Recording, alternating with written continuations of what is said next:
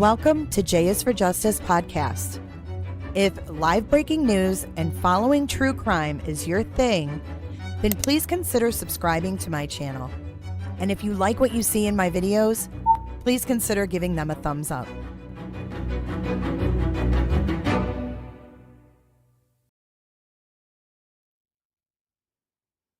Good afternoon, loungers and J is for Justicers. Welcome back to J is for Justice. My name is Jay. I am your host, and I see all the chatter about the hurricane in chat. Yes, we are getting ready to ride out this storm.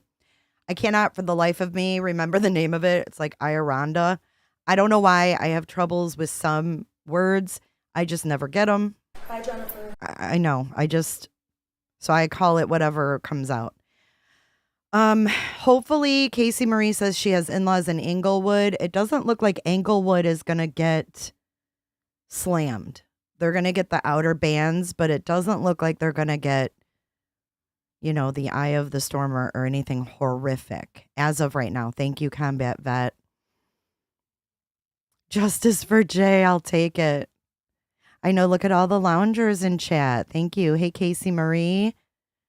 Hey, Diana. Punani, Trix, Britt, Lucia, hello, Jess, and Okie. Can never forget my Okie. Melissa B coming in hot with our banana bed back here for the baby, for the mama. And the mama's, where is she? Oh, she's behind Summer Lou. So Summer Lou's big butt is covering up mama, but she's on the bed. And she says thank you. And she also says thank you for the temptations from Auntie Olive. I got Olive and Melissa fugled. I thanked Olive for the bed, but that was from Melissa. So thank you, Melissa. And thank you, Olive. She got her pickle toy and her treats. She's not a whore anymore. She's fixed. So we have the banana hammock behind us. And the temptations. So thank you so much. Idalia. Oh, I should remember that. Like Vidalia onion. Okay, so another thing that is new on the screen. I'm still in the testing phase. If you guys can, if you have it on a TV, the QR code in the bottom right-hand corner is designed for the members that are on the iPhone that have a problem. Yes. So Mama, if you're not familiar with Mama, AKA Emmy, she was here when I evacuated last year, almost the same time, just the test, that we came back and she was here and she was pregnant and she had babies. So she is the mama of the babies and they've all been fixed and they're no longer able to procreate and all that good stuff. But so that's how we got her last year. So this year we're going to be evacuating tomorrow with 2 dogs and a cat, which ought to be really interesting. So I did find somewhere that we can go to tomorrow night if we need to. I'm just hoping that code works. It works. Incognito Potato says it works. Stay safe, Miami. Miami says stay safe. Thank you. Thank you. Thank you. This hurricane is not a test. It is actually going to be a category 3. So I know that some of you guys have sent me some donations. I really appreciate that extra help because we have to get a hotel. Last year, the FEMA never even paid us back. So it's whatever. I'm not expecting it to get paid back because they never paid us back. I don't even understand the whole FEMA. When I went on the website, it was confusing as hell. And basically, like, you couldn't get someone on the line unless you lost your home. And I was just like, you know what? They've got all these people that lost their homes and shit. So I didn't bother with it. But I do appreciate the help. And I also do have a fund that is in I don't know, man. I think it's in somewhere. I am scatterbrained. I'm trying to get all my stuff together, my important stuff. So Diana says her aunt's name is Idalia. Vidalia. The sweet onions. And I want to thank all the moderators that are here today. Thank you so much, you guys. You guys mean the world to me. And I'm so glad that you all show up. Mark says, all I need is an umbrella. Yeah, well, I live in a mandatory evacuation area because I live in a manufactured home park. And when there's a hurricane or mandatory evacuations, like, we have to go. So we really don't have a whole lot of choice in the matter, but I really don't want to see my house like fly away around me. So it's a little scary. These are great, down here in Florida, there's tons and tons and tons of them. But when we get these hurricanes, it is a little bit scary. So if you can help out, the mods are going to be putting that link in the chat. And I appreciate anything you can do. We got to get, I don't even have all my stuff yet. Like, I don't even have bottled water yet. Like, I'm so stupid. But I have to do all that. So if you guys can help out at all, I don't know what this is going to bring. We have no idea if it's going to turn. We can take a look at the projector. Let me get our screen up because today's topic, we are going to be talking about the FBI cast team. And if you're not familiar with them, he's going to tell you exactly who they are, what they do, and how they analyze cell data, how they get definite locations from people and the different things. And then you can hear like a cross-examination of an FBI cast member, and maybe because it'll like kind of tell us some of the obstacles that the Kohberger defense will have when it comes to the cast team. And then it will also let us know kind of what the cast team can do. And it can kind of give us an idea of how they do things in court, per se. So it's going to be really super interesting. How long have I lived in Florida? I have lived here since this time. This is my third round in Florida. This time since 2019. So I was here for Ian. Well, be careful, Diana. Combat Vet says he's starting to think BK is innocent. I wonder why. Well, let's get into this testimony and then we can decide how you feel about what they're going to be able to do with the evidence they got from Kohberger. Right? And then over here, we will check our local weather. And I want to thank everybody for joining me today. I know that our favorite lawyer is also live. So I am extremely, extremely grateful for your presence. Because I know I'm not nearly as cute as our favorite lawyer. So, oh, it's funny. Y'all all know who I'm talking about too. Okay, so here we have some. This has no sound, so that's perfect. This is showing us the spaghetti models and such. And if you see that little peninsula right there on the west side of Florida, that's where I am. I'm cuter, Potato says. Oh my gosh, you're such a liar. Hi, Mike. Hi, Mike. Oh my God, you're being a Karen. I know I'm being a Karen. God forbid one comment. I'm a Karen. I have a category 3 coming, and I'm a Karen. Definitely a Karen. I want to say a very holy, special thanks to Alice Dennis. Alice, thank you from the bottom of my heart for your generous donation. Holy smokes, you guys. Alice, you are an angel. Holy shit, I don't have to worry now. Wow. Wow. Armed person with a gun at the University of North Carolina. I did not hear about that. I'm going to need extra slaw in a second. You know, you guys are angels. Gonna fucking need extra slaw in a second. You guys always come through. I don't know. I don't know how, but you do. And you're amazing. And you guys are all liars.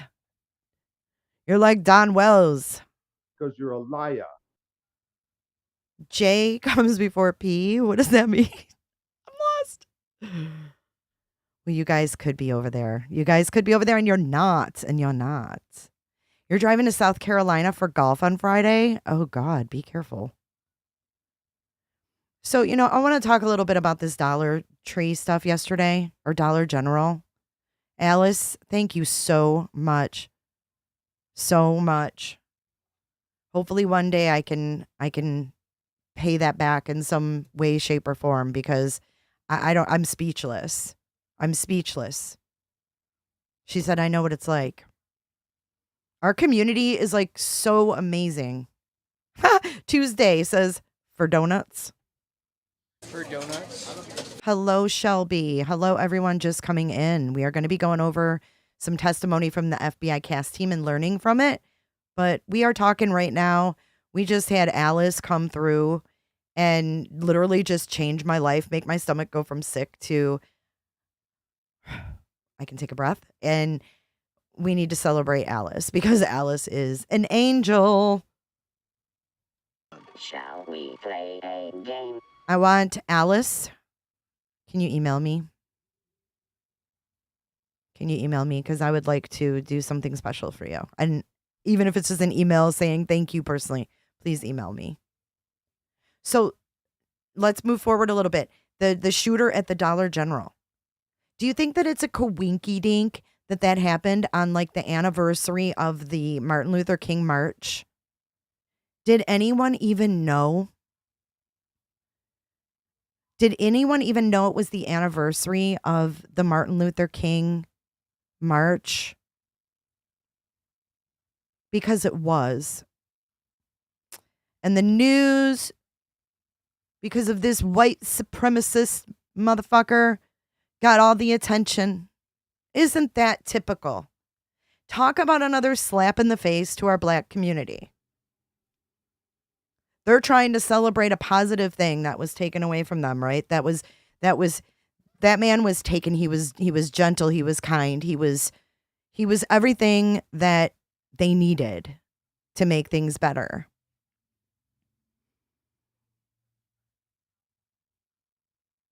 Tuesday says I had no idea and I'm black. I think it was the anniversary of the march, and I just think that's so freaking sad. So I'm not giving that dude any attention. Fuck that guy. He had several manifestos. They just want us to read them all. They want the news to read them. They want all the white people to read them, so it pisses the black people off. This is how I feel. Fight me. I feel like they want us all to read the shit, and I'm not going to do it. I'm not going to do it. I'm not buying into the racial game. Olive, thank you so much for the pickle and the treats, and I'm sorry I confused you with Melissa on the gifts. 60th anniversary. Thank you, Oki. Isn't that shitty? Shitty. It was the 60th anniversary of the March on Washington. So with that being said, before we begin, because everything is so freaking white-sided, I'm white, but it's white-sided. It's very white-sided. It's not white-sided. It is. And I just think it's a damn shame. So I want to just show a little clip before we begin. Actually, I'm not going to show a clip. I'm actually going to tell you. So August 28th is actually today. So it's actually today. My bad. August 28th marks the 60th anniversary of the March on Washington for Jobs and Freedom, a day when around 250,000 people gathered in front of the Lincoln Memorial in Washington, D.C. to protest against the racial and economic inequalities of African Americans. This event, which is simply referred to as the March on Washington, was also the day when Martin Luther King Jr. delivered his famous I Have a Dream speech. According to the National Archives, his speech, which resonated deeply with many Americans of that time, helped to influence the federal government to take more direct actions towards racial equity. Well, and then our FBI wanted to kill him.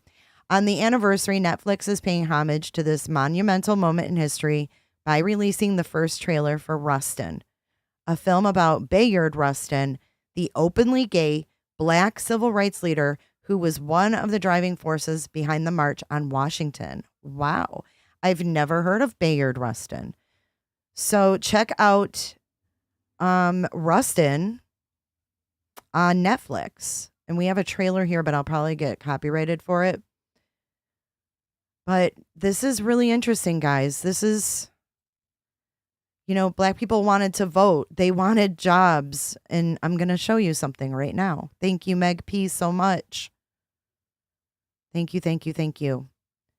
Let me show you guys. This is what today commemorates. And to give some guy or whatever, even if they're just using it as propaganda bullshit to spread racial hate, I'm not giving that guy any attention. He can FDO. He's dead, of course. They always do that. So he can FDO.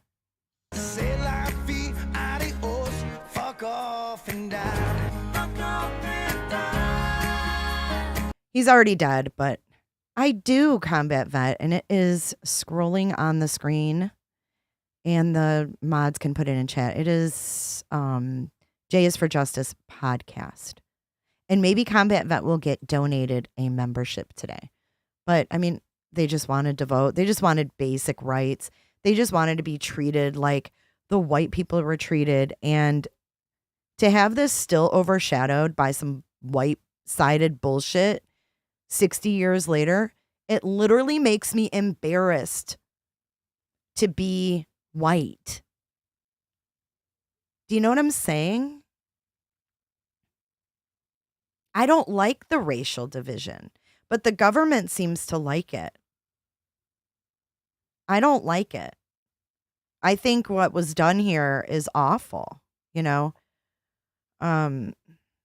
Tuesday says, I'm just happy that in present day, although racism is everywhere, there's also people who aren't racist everywhere. And I just love that. That's a really positive way to look at it. What a great attitude. I think you're a lot more positive than I would be. I would be seriously pissed off. Like, I understand somewhat where that anger comes from. Like, it makes me feel sick. Like, it makes me feel sick. Just like when I hear about what happened to the people of Hawaii when their power was taken away from all of the natives. It makes me feel like sick. Like, I don't want to be associated with that. Tuesday. Oh my gosh, Mike Sanner. Let's Oh. Real name hidden. Lori Grant, Crime and Crochet, Little Kaza, Summer Breeze. Summer Breeze. And Hilariat, welcome. Or wait, Hilariat was already a member. Welcome, you guys, and thank you so much, Sandman. That's awesome. Thank you. Says that a joint? Elon's smoking a couple for us over there. Let's let him take a breath.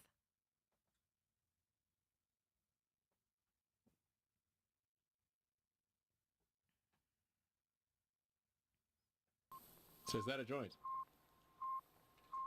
All right. Well, let's move on. Thank you guys for giving me that moment.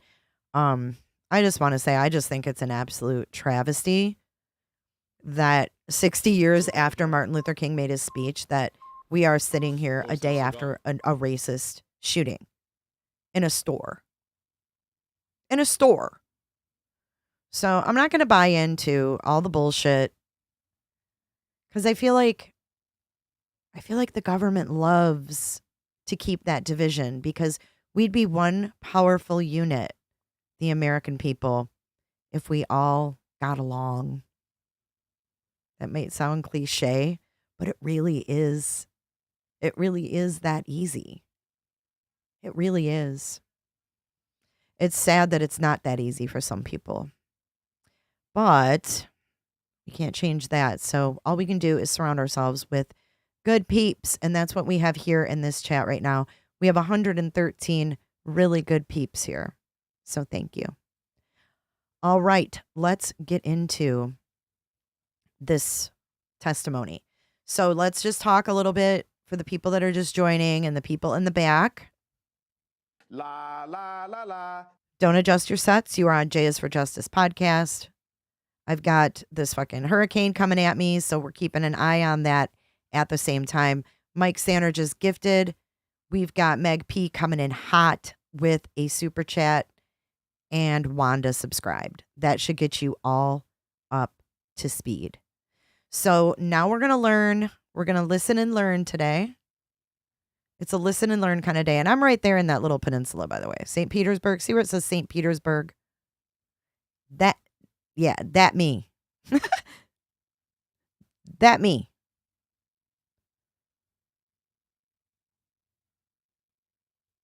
I agree, combat vet. We the people must spread kindness. We need to look out for each other because they ain't looking out for us. We got to look out for each other, right?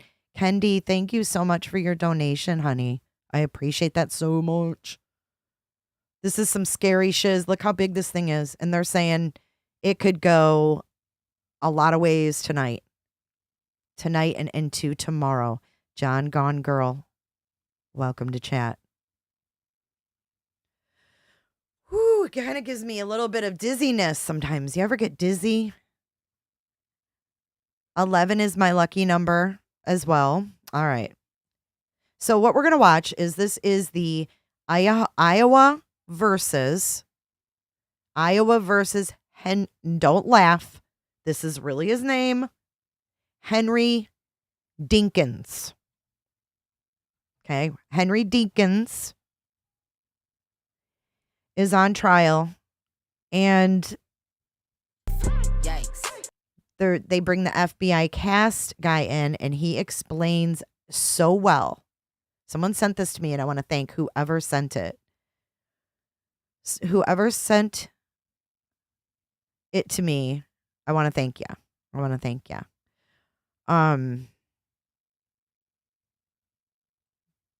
But let's roll some of this footage, and I will stop it. This is the prosecutor. She's in all her glory, the prosecutor. And then that's the FBI cast guy behind her. And we're just going to listen to his and then the cross. But he does go over what they can exactly do from phone records and such. And then another shocking thing. Okay, so this is really shocking. You're not going to believe where they have towers. You think you see towers? You think they're all on the damn map? Well, they ain't. They're hidden in cactuses. Yes, I said a cactus. They're hidden in stop signs. They're hidden on combines out in the middle of nowhere. What does that mean for Blowburger? Only a guess could tell us. And I'm playing this at 1.25 speed so that we don't sit here like we're watching a whole trial. But look at the girl back here. Is she the court reporter? Look at her. Oh, we always get the best camera angles. Speaking of camera angles, they want to get rid of cameras in Kohberger's thing. And they're blaming the pool camera because they've been showing shiz they're not supposed to show. They've been zooming in on Kohberger when they're not supposed to zoom in on him. And now they're saying we don't want him there because of. They never complained about it really before, but now they're saying we don't want him there. So I'm not sure how Blowburger feels about not having that camera action. You know, like Ted Bundy did. Like the Vogue shots, you know? I've been watching Ted Bundy. I've been watching his strike a pose. I've been watching his shit. I'll go in there and be the pool camera person. How easy would it be to just set the motherfucker up and don't move it? Show the whole courtroom and don't fucking move it. Oh, shiz nuts.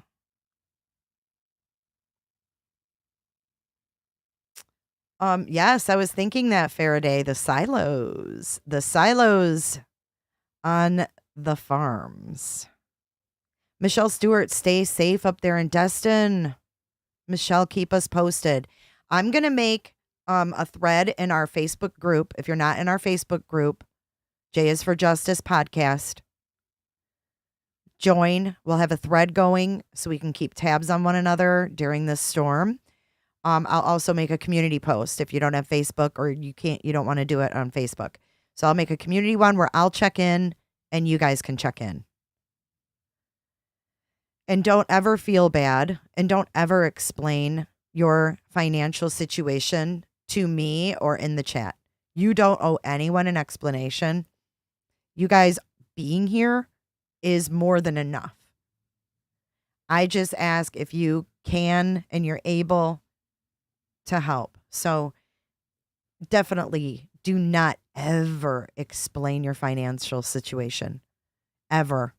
Because we all have lives. We all have homes. We all have children. We all have animals. We all have shit going on. We all.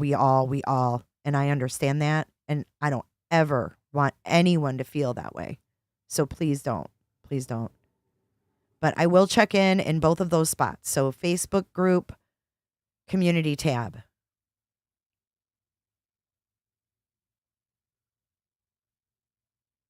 All right.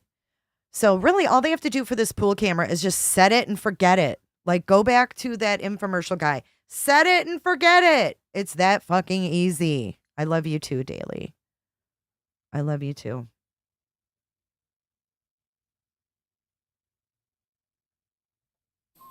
So is that a joint? Or is it a cigar? Mike Sanner says last mention of UNC shooter said he was white, but he looks Asian. Are they fueling racism by saying he's white? Dude, I don't know. But it's a little coincidental that it's the 60th anniversary of the march in Washington. Oh, Meg P, thank you so much. She said, I want you to get as much as you can. And I couldn't get PayPal to work. I know YouTube takes 1%. Thank you so much, Meg. They do take 1%, but whatever is easiest for you guys too. Yeah, they are always fueling racism. And it's sad. We got to stop taking the bait. We're smarter than that.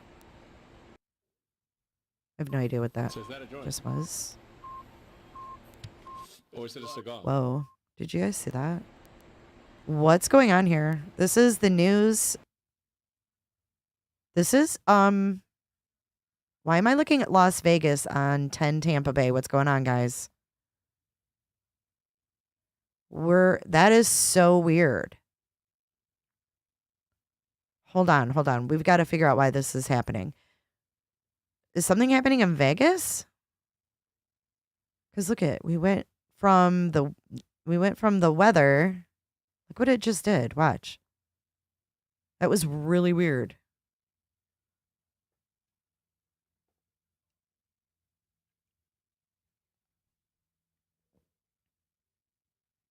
Okie, we'll get Nancy Grace on him. Daily, Jay, I have a condo empty. East Side, welcome to it. We're at on the East Side. Because, like DeSantis did a press conference this morning. He declared a state of emergency for us. And he said, you don't have to go far. And you really don't. We're going inland maybe, 25 miles. Look at, what is that? Like, is that the shooting scene? And now we're looking at Vegas? What's going on here? Anybody know? Tuesday says we all just be here chilling and then randomly a white person brings up race. Hi, Andy. I can't understand why an innocent person wouldn't want cameras. If it was me, I'd want the world to see to help me.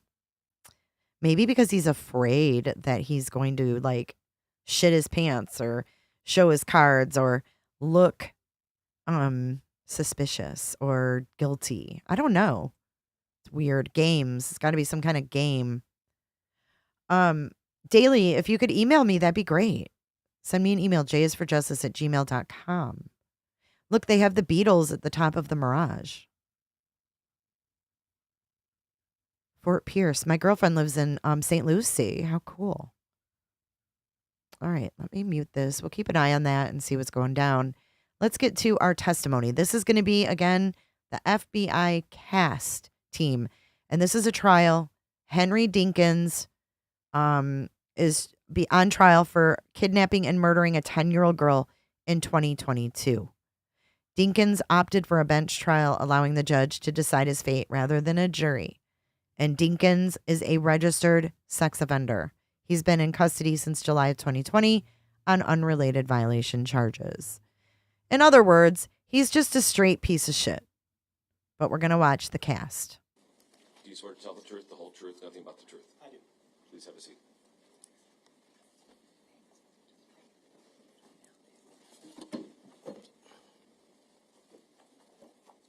You may proceed. Thank you, Your Honor. Please state your name for the record and spell both your first and your last name. Richard Fennard, Richard. Last name F as in Frank, Ennern. What is your occupation? I'm a special agent with the FBI. How long have you been employed with the FBI? 14 years. Describe your prior educational background. I have a criminal justice degree, associate's degree from the United States Air Force, and a bachelor's degree in accounting from Metropolitan State University in Minnesota. When did you complete your formal education? 2006. And then what did your career path look like before you joined the FBI? Immediately prior to the FBI, I worked at a CPA firm and obtained my CPA license. Prior to that, I was an activated guardsman with the Minnesota Air National I'll Guard. slow it down when they get How to is the it meat that and you potato became part. employed with the FBI? I applied after obtaining my CPA license and was subsequently hired in 2009. Okay. Now, do you serve the FBI in some type of specialized capacity? Yes, I'm a member of the FBI's Cellular Analysis Survey Team, referred to as CAST. Where are you stationed out of? Currently, I'm out of Mexico City. Define what you mean when you say that you're a part of the Cellular Analysis Survey Team. The Cellular Analysis Survey Team, or CAST, is a group of FBI agents and task force officers that receive extensive training in cell phone technology and cell phone record analysis. Okay. And what is it that you do with these cell phone records? We assist in state, local, federal, and international investigations, focusing on the records that are generated by the use of a phone to assist the investigation. Okay. Okay, so he's talking about going off of records. I need to say a special thanks to Norma. Norma, thank you from the bottom of my heart for your generous donation. Thank you, thank you, thank you so much. I don't want to miss anyone here. I still need to. Okay, let's go. In what ways can cellular phone records assist in criminal investigations? In criminal investigations, one type would be a fugitive. We would review cell phone records to locate an area of interest to search for those people and find them. Also, in a historical capacity, you'll have an event that'll occur, a robbery, a homicide, and we'll obtain records from people that are identified as suspects. We'll review those records and include or exclude people in investigations. Okay. So describe the process of an historical cellular record analysis. How does that work? Well, in a historical capacity, we usually get contacted by someone that says they have an event that occurred. We advise to obtain cell phone records from the cell phone company, which usually involves the process of getting a search warrant. We get those records back. We match those with cell tower lists from the phone companies and basically take Excel spreadsheets, put them into mapping software, and create visual depictions of what those records represent. Okay, so let's stop there. So they get the records from the phone company, and then basically it sounds like they map them. And I slowed it down now because now we need to really pay attention.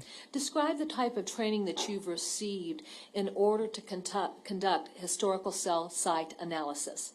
My training began in, I'd say, 2011 with a course from the FBI. It's a 2 or 3 day course. From that, I obtained an interest in that and went through the certification process for CAST, which I completed in 2013. That training is about 300 hours of training with the engineers from the cell phone companies. So we bring Verizon engineers, T-Mobile, AT&T, at that time I think Sprint and Cricket. So we learn how each company creates their networks, what records are created when a phone is used in their networks, and then what we can do with those records. And then do you have continual training that you participate in to keep up with any changes in technology? Yes, at least yearly we have another week of training where we bring in, again, the engineers and other companies that deal with location information for cell phones and obtain additional knowledge about Thank you, any updates Aries. that are occurring. Are you yourself involved in training other law enforcement officers in how to conduct historical cellular site analysis? Yes, I've provided training throughout the U.S. as well as overseas, and I was also I'm in charge of the FBI's CAS training program for approximately 5 years. Okay. Help us understand the breadth of your experience. How often do you analyze call detail records? Essentially daily for the last decade. Okay. And when we talk Daily. about call detail records, what specifically does that mean? Well, there's various forms of it. The most basic level is when a phone is being used, so you make or receive a call, there's records that are being created. So think of your cell phone bill. You'd see the numbers you're calling, the numbers that are calling you, how long that lasted. You'll see that on your bill. But additionally, when we get a warrant, we're able to see the cell tower identifiers for those records. So on the basic level, that gives us a tower and sectors that's used. Okay. Additionally, there's records that are created when you use a cell phone that are kind of referred to as engineering data, which allows us to have even more detailed information about that phone. Essentially, it can tell us how far the phone is actually located from the cell tower. Now, when an individual is utilizing a cell phone, explain the relationship between the cell phone and a cell phone tower. Well, for a cell phone to operate, it needs to connect to the cell tower. So cell towers are strategically placed throughout our environment from the cell phone companies to provide seamless coverage. So in order for your phone to work, to make a call, it's scanning, looking for the cell tower from its company, and it's looking for that strongest, clearest signal from that tower, and that's going to be the one that it connects to make a call. If you could, give us a perspective of cell tower locations within the context of a metropolitan area. Essentially, it comes down to where there's more people located, there are more cell towers. So in a dense populated environment, you can have cell towers that are blocks apart. So they have a smaller footprint. So there's a smaller area a phone would be. Versus you can go to a rural area and you can see cell phones that are much farther apart, 5+ miles.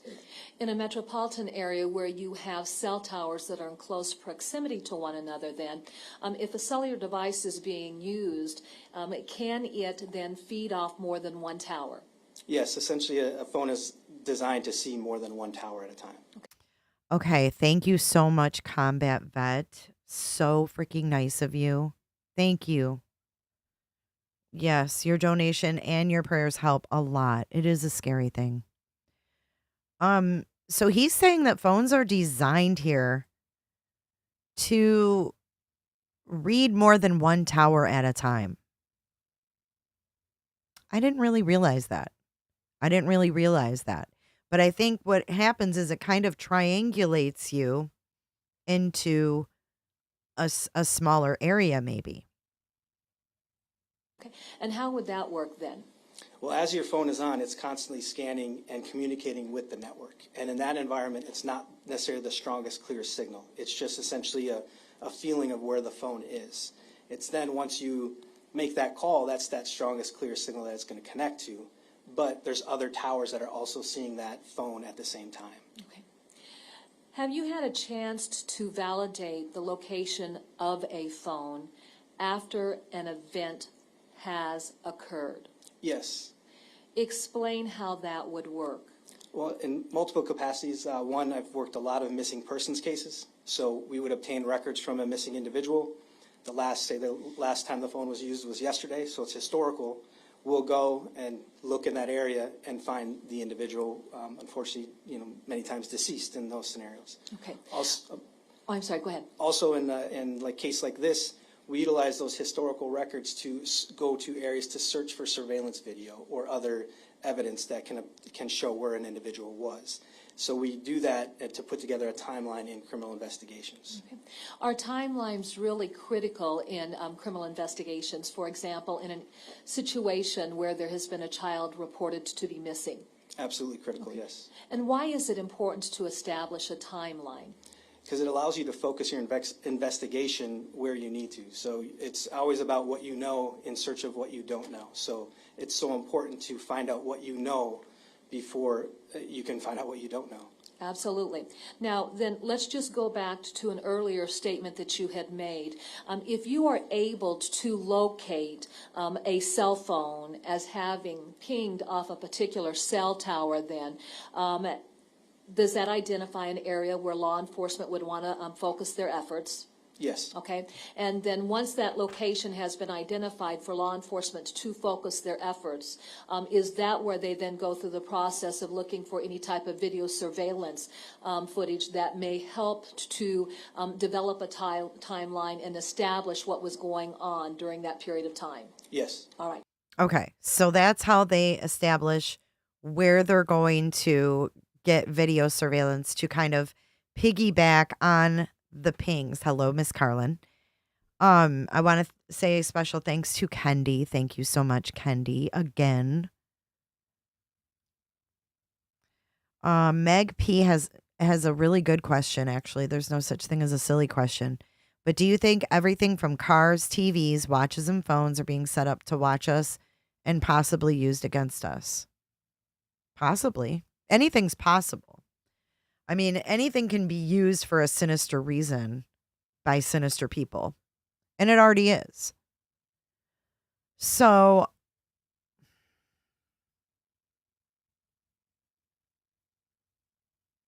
I don't like it. I don't like the watches. If I wear a watch, I wear my old, it's not really old, but I don't have a smartwatch. I wear my G-Shock watch, the Baby G. Old school. I don't wear smartwatches. I don't like that. I don't even like this. I have stopped. I have a confession. I was checking out my teeth one day in the mirror, in the bathroom. You know how we do. And I started getting ads about teeth because I had this in the bathroom with me. I'm not bringing this in the bathroom anymore because it's freaking, you don't have any pride. It's like bringing a person in there almost. Nope. And when I put my phone down, I always put like it face down, but then I always set something on the back side of the camera because I just don't like it. I don't like it. It knew I was looking at my teeth. Even though the phone was locked and setting like that, probably playing music or like a YouTube video or something. It was playing, but it was not. It was black like that. And I was looking at my teeth in the mirror and it knew and it started telling me about whitening. Like, how did it even know that I was looking at, that's what I was looking at. I could have been looking for gingivitis. I could have been looking at a cavity. I could have been looking at a canker sore. But I wasn't. I was looking at the color of my enamel and it knew that. Why did it know that? I don't fucking know. It's like it reads my mind already. It's weird. So anyway, I need like some kind of Faraday case. I don't like it. I unplugged all my Amazon Alexa thingies. Don't even have them plugged in anymore.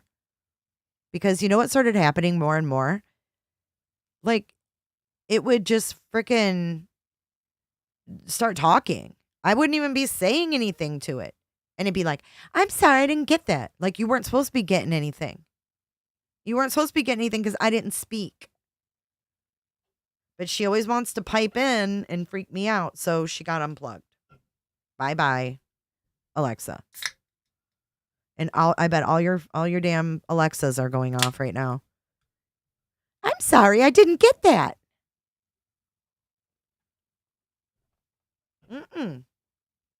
I got advertisements for tooth whiteners, and I was like, so either my phone's telling me my teeth are so yellow, I can't believe the shit's not butter, or it's reading my mind. Olive Juice said her Alexa giggled once for no reason. Like in Chris Watts' closet. Carlin? All right, let's get back to this testimony. Back to FBI cast mode.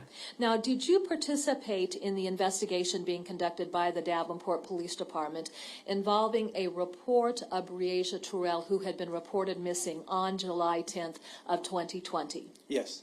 How did you initially become involved in that investigation? Initially, I believe beginning on July 10th, there was FBI agents were in contact with Davenport Police, and questions started to develop over some cell phone records that they obtained for Mr. Henry Dinkins. And they subsequently called me for questions, and that kind of slowly began my involvement before I physically came to Davenport. Okay. At the time that you became involved in the investigation, were you aware that Henry Dinkins had been identified as the last known individual to be present with Breasia before she was reported missing? Yes. All right. By virtue of that, then, did that make him a subject of interest? Yes, always the last person that's with somebody is where you're going to start with, especially with the record analysis, and you're going to continue to work your way out from that. Okay. Being a subject of interest, then, did his cell phone then also become an item of evidence that was of interest? The physical device, I believe so, yes. Okay. Did you have any involvement in doing a cellular record analysis of Henry Dinkins' cell phone? Of Bryan Kohberger's yes, cell the phone. records associated with that cell phone. All right. Now, during Bryan the initial stage of the Kohberger. investigation, is that what you were primarily tasked with? Yes. Okay. At some point in time, did your duties in this investigation evolve? Yes. And how did your duties with this investigation evolve? Well, once I came to Davenport and came to the command post, started focusing my efforts on the assisting with the overall investigation of putting the timeline together, analyzing additional records of other people that we came into focus of the investigation. Okay. With respect to those additional responsibilities, had there been a search warrant issued for the cell phone of Henry Dinkins?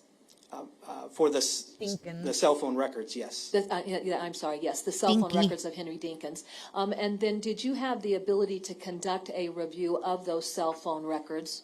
Yes. Who was the service provider for his phone? Verizon. And so would the search warrant have gone to Verizon? Yes, it would. Okay. When those records then were supplied by Verizon, what types of information was contained within those records? The normal historical records we see of the calls and text messages that were completed, as well as the engineering data that had some distance from tower association and some data records. Okay. And that engineering data, would it give us an idea of where that cell phone was located at during times of interest? Yes. All right. All right. Now, did you go through and look at the call logs to see what type of activity there was relative to incoming calls and outgoing calls? Yes, that was part of the analysis. Welcome back, Christina. Would that have included incoming and outgoing calls during the time frame of July 9th and July 10th of 2020? Yes. Okay. And then speaking in relation to that, were you aware then at 12 o'clock p.m. on June 10th, he would have presented himself to the Davenport Police Department? Yes. Okay. That being said, if there was any contact with any individuals prior to that time frame where there could be some type of contact through incoming calls or outgoing calls, was that something that you looked at? Yes. Did that form the basis then for other individual cell phones, and I should say the cell phone records of other individuals who had had contact with him? Yes. Okay.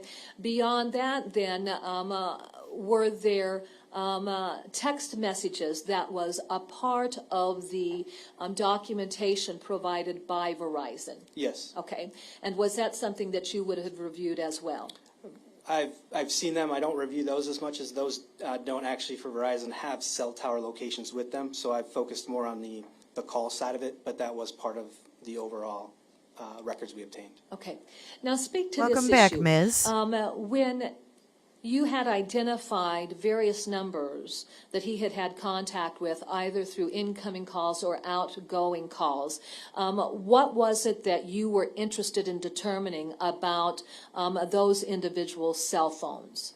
Well, at that case, you obviously want to interview those individuals to see what they say, and we obtained cell phone records then essentially to corroborate interviews. So it allows us to kind of fact check where people say they were at various times. We can look at those records and see if it's consistent or not. Okay.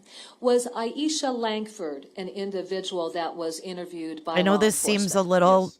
off Was topic, Andrea but we'll get there. Culberson an We'll get there. individual that had been interviewed by law enforcement? Yes. And I think it's clear, but for purposes of our record, what relationship did Aisha Langford have to Breasia Terrell? She is her mother.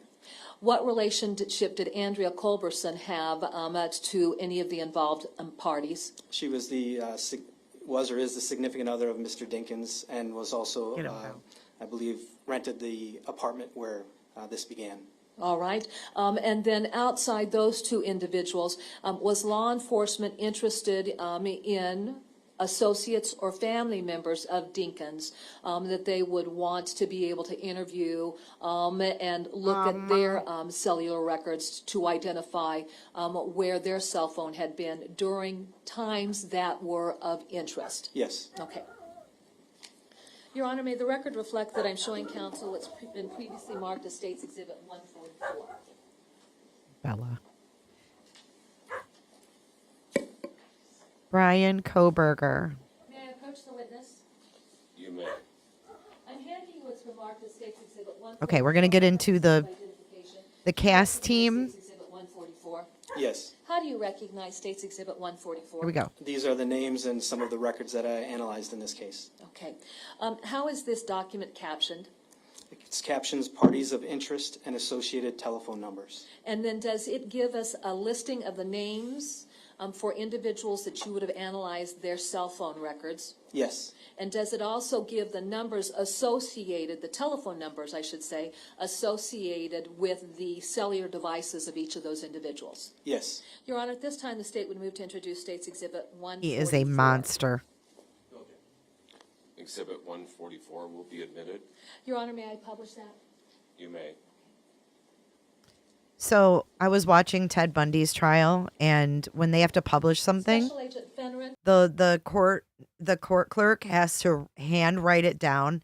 They literally were rolling out blueprints and pictures and documents and papers all over the court clerk's desk. It would look like a cluster. And I'm like, wow. And it took them like 5 minutes to enter one exhibit. And then here you hear it's like, can I enter that? And it's like, click, entered. Were all records we obtained. Okay. Welcome Now, back, speak to this Carlin. issue. When you had identified various numbers that he had contact with, either through incoming calls or outgoing calls, what was it that you were interested in determining about those individuals' cell phones? Well, at that case, you obviously want to interview those individuals to see what they say, and we obtained cell phone records then essentially to corroborate interviews. So it allows us to kind of fact check where people say they were at various times. We can look at those records and see if it's consistent or not. Okay. Was Aisha Langford an individual that was interviewed We'll by get law to the enforcement? meat and potatoes. Was Andrea Culberson an individual that had been interviewed by law enforcement? Yes. And I think it's clear, but for purposes of our record, what relationship did Aisha Langford have to Breasia Terrell? She is her mother. What relation? This is FBI cast team and cell data records, not to be confused with the DNA. She was was or is the significant other. So glad you're back, Carla. And was also, I believe, rented the apartment where this began. All right. And then outside those two individuals, was law enforcement interested in associates or family? All right, let's get to the cast. Here we go. All right, this is where he describes what they do, how they do it. And that dude, Dinkins, ugh, deplorable. Deplorable Dinkins. Now, did you generate a report of your cellular analysis of Mr. Dinkins' cell phone? Yes, I did. Mr. Your Honor, may the record Mr. reflect Dinkins' cell phone.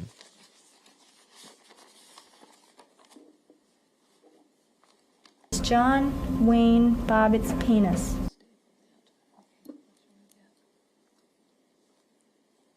Kendi, I don't know if you heard me, but I said thank you again.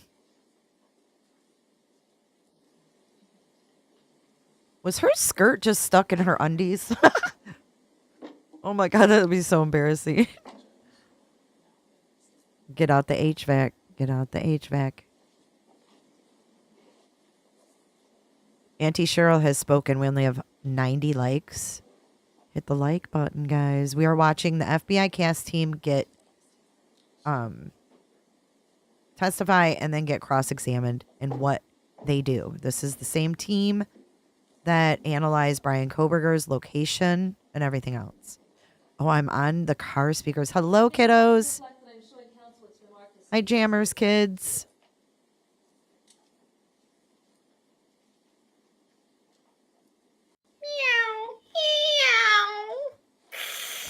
I bet her kids are laughing. May I approach the witness, Your Honor? You may. I'm handing you what's been marked as State's Exhibit number 62 for purposes of identification. Do you recognize State's Exhibit 62? I do. How do you recognize State's Exhibit 62? This is the final cellular analysis report I created for this case. Okay. Whose cell phone is this report attached to? Mr. Dinkins. And is that telephone number listed on State's Exhibit number 62? Yes, it is. And if you could, read that into the record and identify the service provider for that. Yes, it's 563-726-4078, and it's a Verizon phone. Okay, so we got the Verizon phone and number. A final, well, I guess, well, okay, let me go ahead and move on. Your Honor, at this time, the state would move to introduce State's Exhibit number 62. Exhibities. Exhibit 62 will be. Exhibity. Your Honor, at this time, may the state introduce State's Exhibit number 62 into the record, or publish it, I should say. You may. All right. All right, Special Agent Fennerin, if you could walk us through this exhibit and explain. I'm going to put to this us big then, screen so we can see, okay? What you were able to determine by virtue of your analysis Full screen of for a Mr. minute. Dinkins' cell phone records. First of all, what were the dates that we were looking at?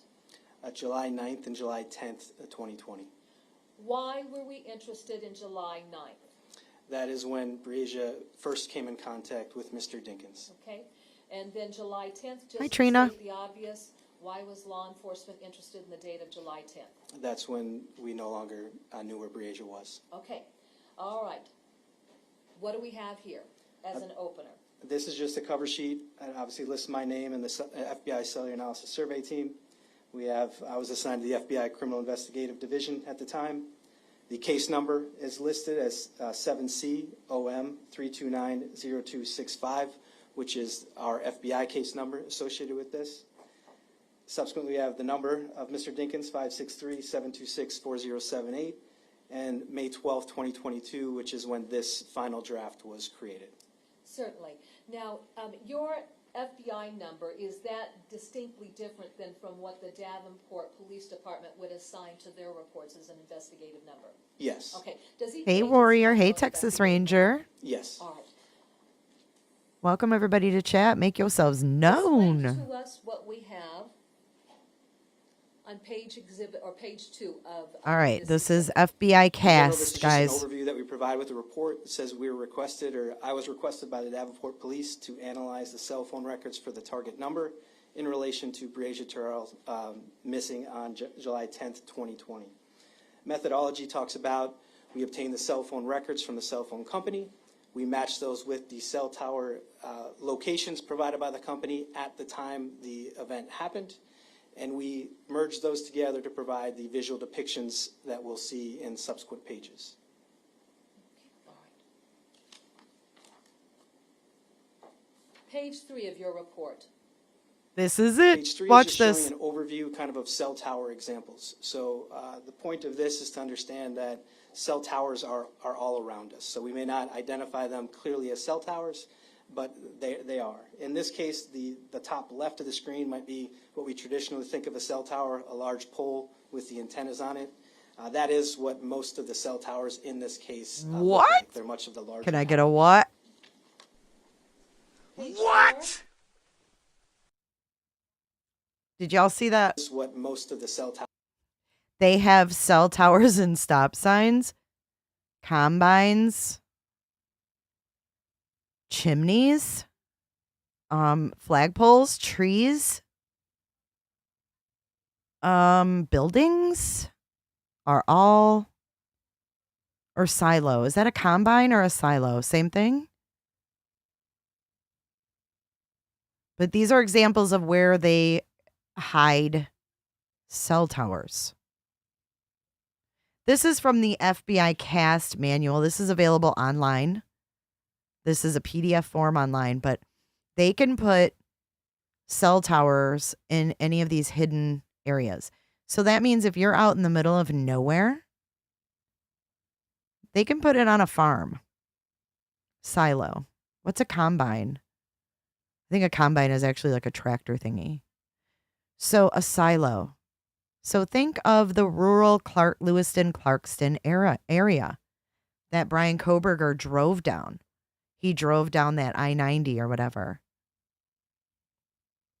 It's a fake tree? In the picture I saw, they even had it in a cactus. A cactus? That means that shiz is out in the middle of the desert, guys. They had it on a fucking cactus.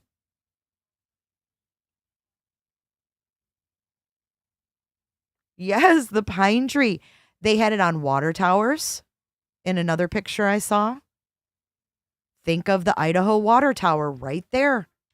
Right there. What if they have a cell tower on the Idaho water tower? Do we need to be reminded how close the Idaho 4 are to the cell tower? Let's take a gander if we forgot.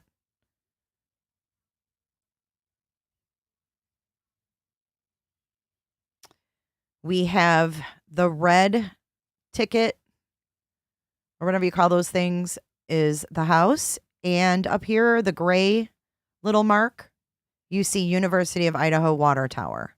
That's pretty close to have a tower that close.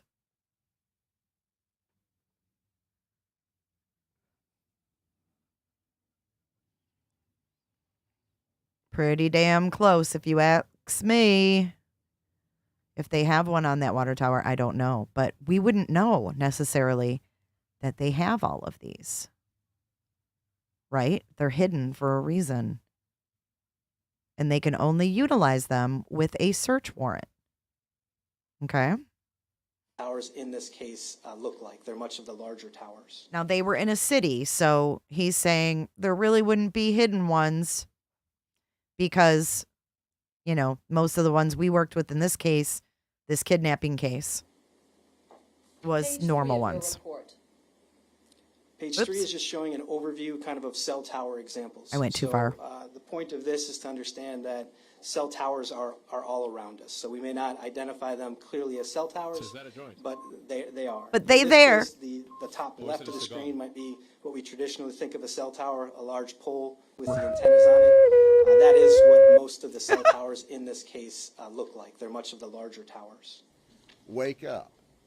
Page 4. Page 4 is now getting into understanding how cell towers operate and how they look. So this, if you see the top left cartoon illustration, is showing kind of that traditional cell tower.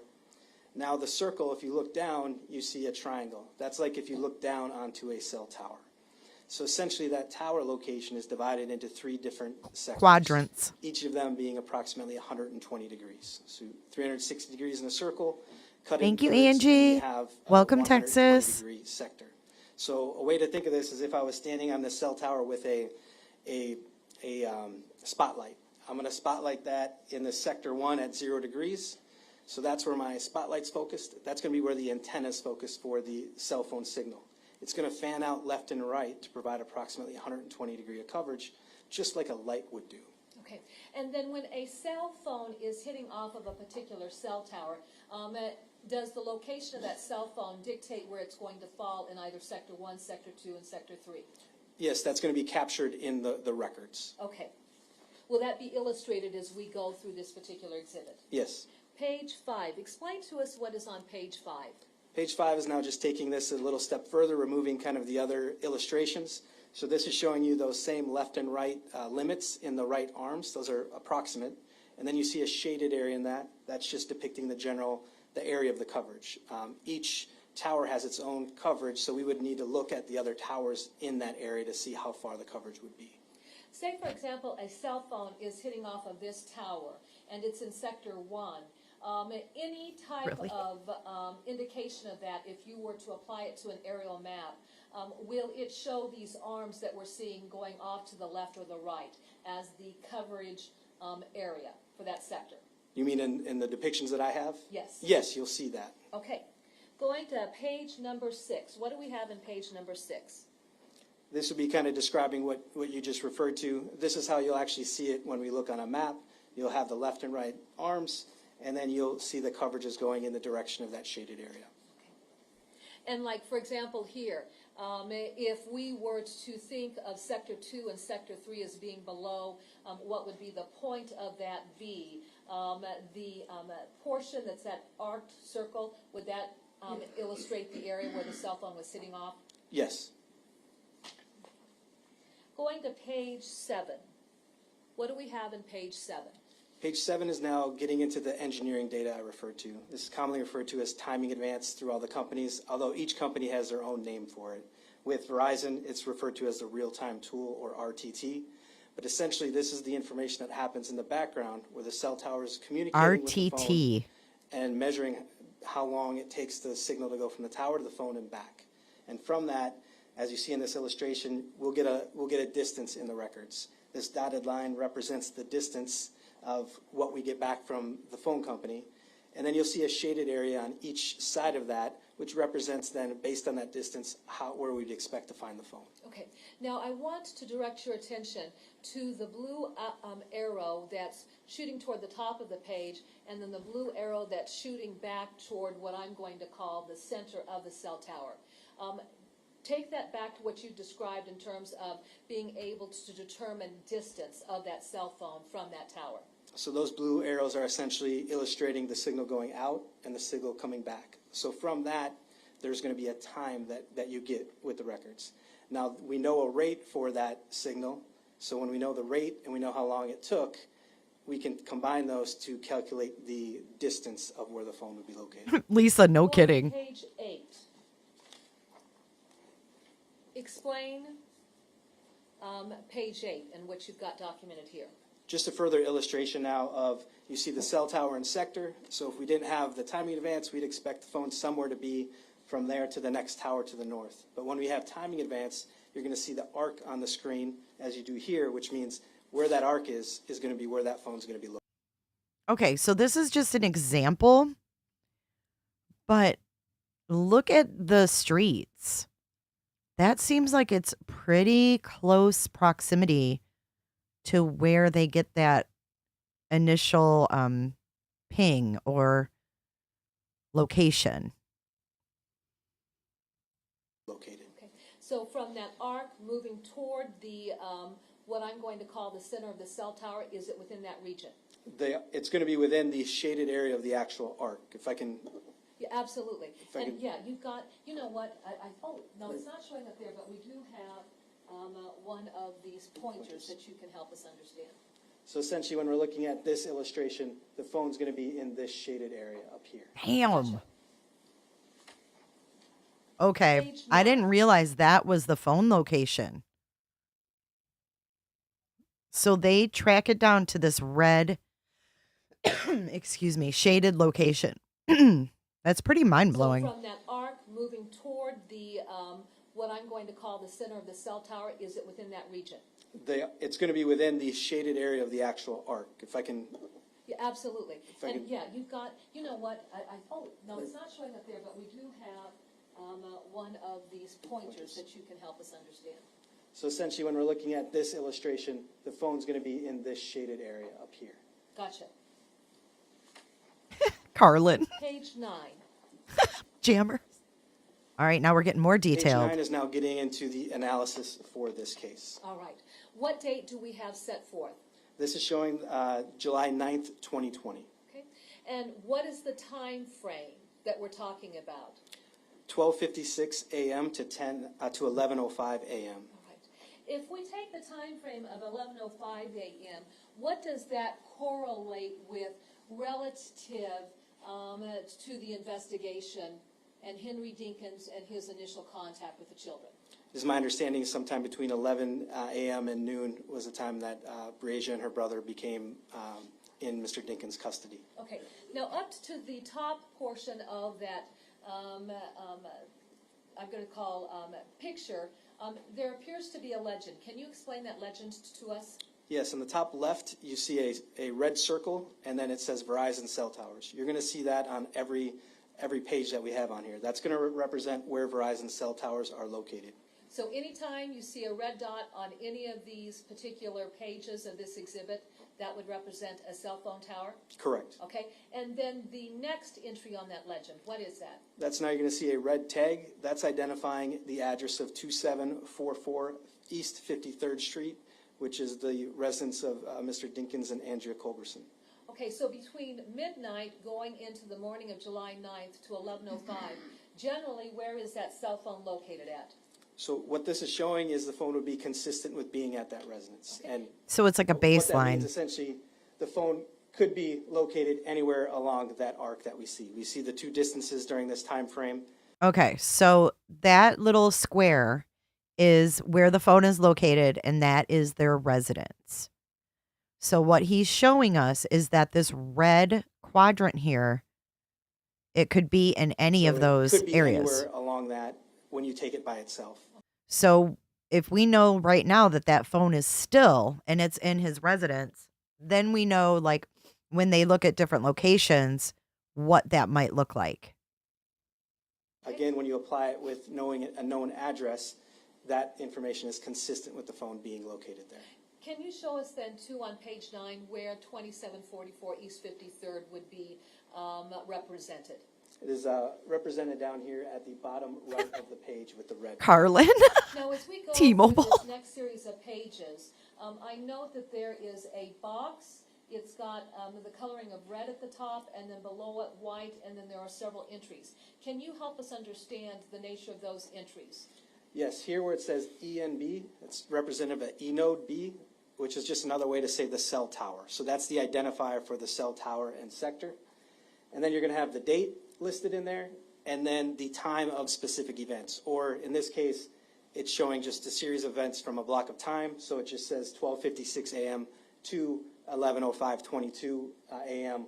with the distances 1.26 miles to 1.31 miles. Okay, and since you just got that range of times there, does that suggest that that cell phone is hitting off that tower within that entire window of time? It means there's various times within there that it's hitting. I don't have the exact one spelled out, but it means there's no other activity showing the phone anywhere else. Rhonda, did you need to take a break now? Yeah, absolutely. Yeah. I didn't even At think this time, of we'll that. take our mid-afternoon Okay, so they take a little break here. And then we come back. But I didn't realize that, and I didn't think of this, that they literally can take all the records that are around there, like take all the cell towers by his number or her number or whomever. And I think they can see if that phone pinged anywhere else, which would be AKA alibi, right? If you're driving and not creeping on 1122 King Road, then it seems to me they should be able to find where he was. Not only was he at King Road, but if he wasn't, where else was he? Do you catch my drift? Am I right? Is that what am I picking up what he's laying down the right way? Or, oh my God, his lawyer looks like he's possessed. That is scary stuff. That is scary stuff right there. Where's his eyeballs?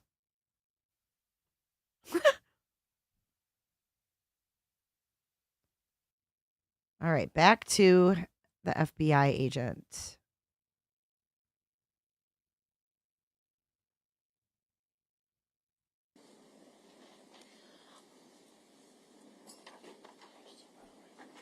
Why is his microphone on Explain lit the up? data that is on page 10. I'm waiting for it to like gamer microphone, like change the colors. Next activity on July 9th by Mr. Dinkins' phone showing 11:32 a.m. to 11:34 a.m. All right.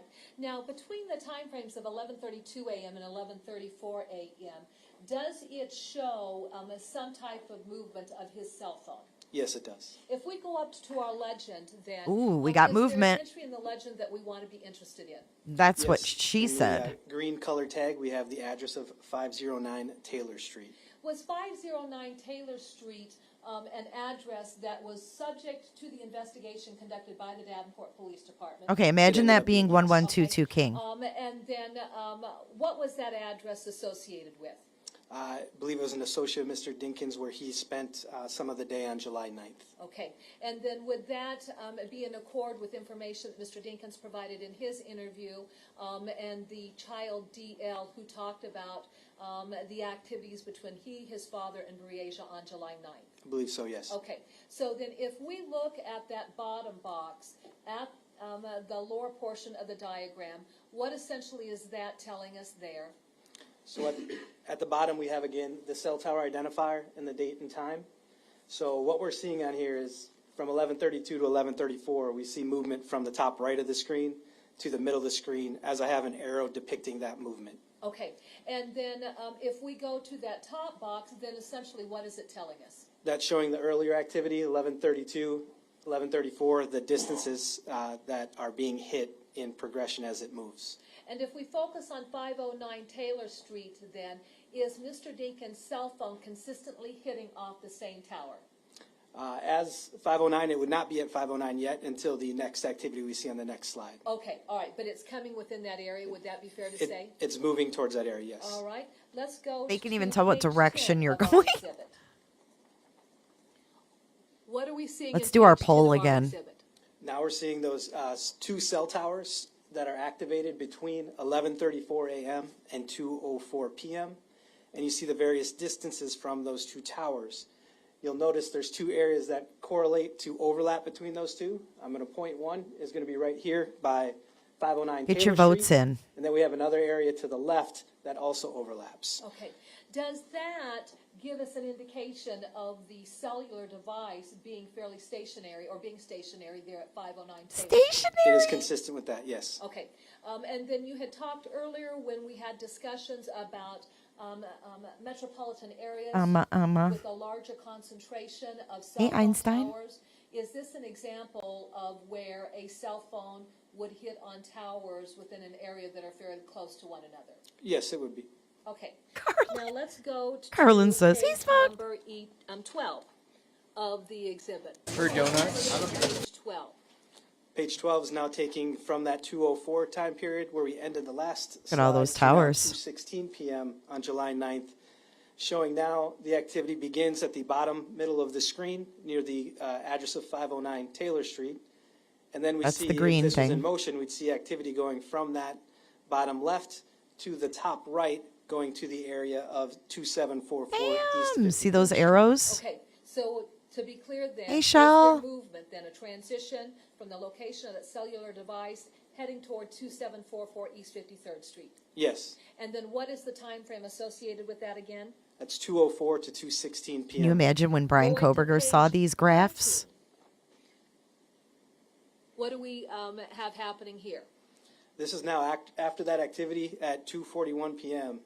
The only activations that we see on this phone from July 9th at 2:41 until 5:54 a.m. on July 10th are the same cell tower and sector we saw the first slide and the same distances again that would be consistent with the address of 2744 East 53rd Street. Okay, and is 2744 East 53rd Street in our legend? Yes, it is in the red. Okay, I'm sorry. Hey, Scott Messerschmidt. So then, if we look at Scott 2:41 Messerschmidt. p.m. I on love July saying that. 9th to 5:54 a.m. on July 10th, does that give us any indication that that cell phone was within that region that entire time? We don't know for sure for the entire time. There's only little activations that happen at this time. So there's activations at 10:45 p.m. and then next activation with data is not until 3:32 a.m. Okay, But I'm sorry. go ahead. But I then mean, they're what we getting them do- by the what I do minute see during almost. this, if I'm looking at the overall records, there are two calls that take place at 3:11 and 3:12 a.m. Those are incoming calls that come to the phone that do not register as cell tower, which would be consistent with the phone being powered off or on Wi-Fi only. In other words, not connected to the cellular network. Ooh, wait. You hear that? Opportunity to look at Andrea Culberson's cellular phone data. Correct. Okay. Wait for Were you cross. It's aware that interesting. Andrea Culberson worked for AT&T? Yes. And were you aware that Andrea Culberson actually worked from home and had a desk with equipment associated with her responsibilities for AT&T at the home? Yes. Okay. If Andrea Culberson were to testify that she woke up at 3 o'clock and had tried to call Mr. Dinkins and found his phone there at the apartment, would that be consistent with her statement to law enforcement? With her statement and her cell phone records, that would be consistent, yes. Okay. All right. And then go ahead and explain the other entries that we're seeing at 3:37 a.m. and then at 5:54 a.m. Yes, so then there's only activity, that short period, 3:32 to 3:37. There's a kind of a burst of activity, be consistent with the phone essentially being powered on. And then again, there's no activity again until 5:54 a.m. So between that, there's no calls that take place between that time frame, so I can't say for sure that the phone would be powered off or not. It's not communicating with the network. Okay. Okay, so here he's saying that he can't tell if it's on or off. It's not communicating with the network. So I'm not sure that they can track it if it's off. What do you guys think? Unless I misunderstood that. All right. This is a lot of If the info. cell phone is plugged in and being charged, take that scenario and apply it to these variables. It can be, if it's plugged in and being charged, if it's not on, it's not going to register with the network. So just being plugged in is not going to register with the network. It has to be turned on. Gotcha. Okay, so if your phone is off and plugged in, it's not going to be registered with the network until you power it on. I'm not sure they can track you if your phone's off, guys. Going to page 14. What are we seeing on page 14? Now 14, we kind of see an overview of some activity that happens for a short period of time from 5:54 a.m. to 6 a.m.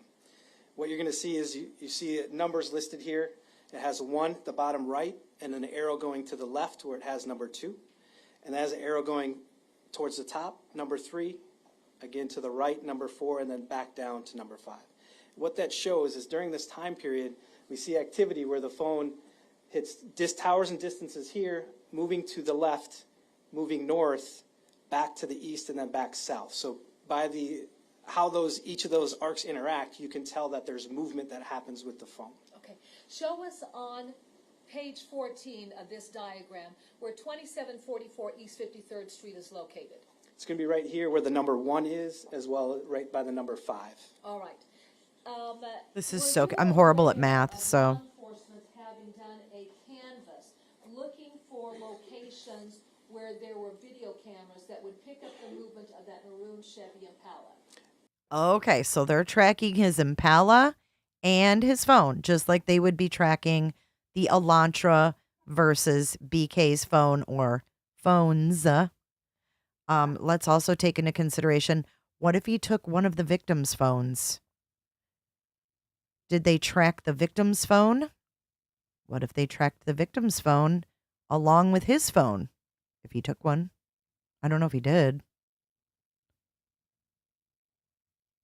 But I'm horrific at math. I would never be able to do this job, ever. A formula, it loses me. Like, I can't do formulas. I don't know. Never could do algebra. Yes, during the time of creating this was the point of what I was putting Or together. geometry or whatever the hell it in is. the investigation to focus efforts to pull video. Okay. All right. So were you aware that there was video feed collected from Quickstar on 53rd? Yes.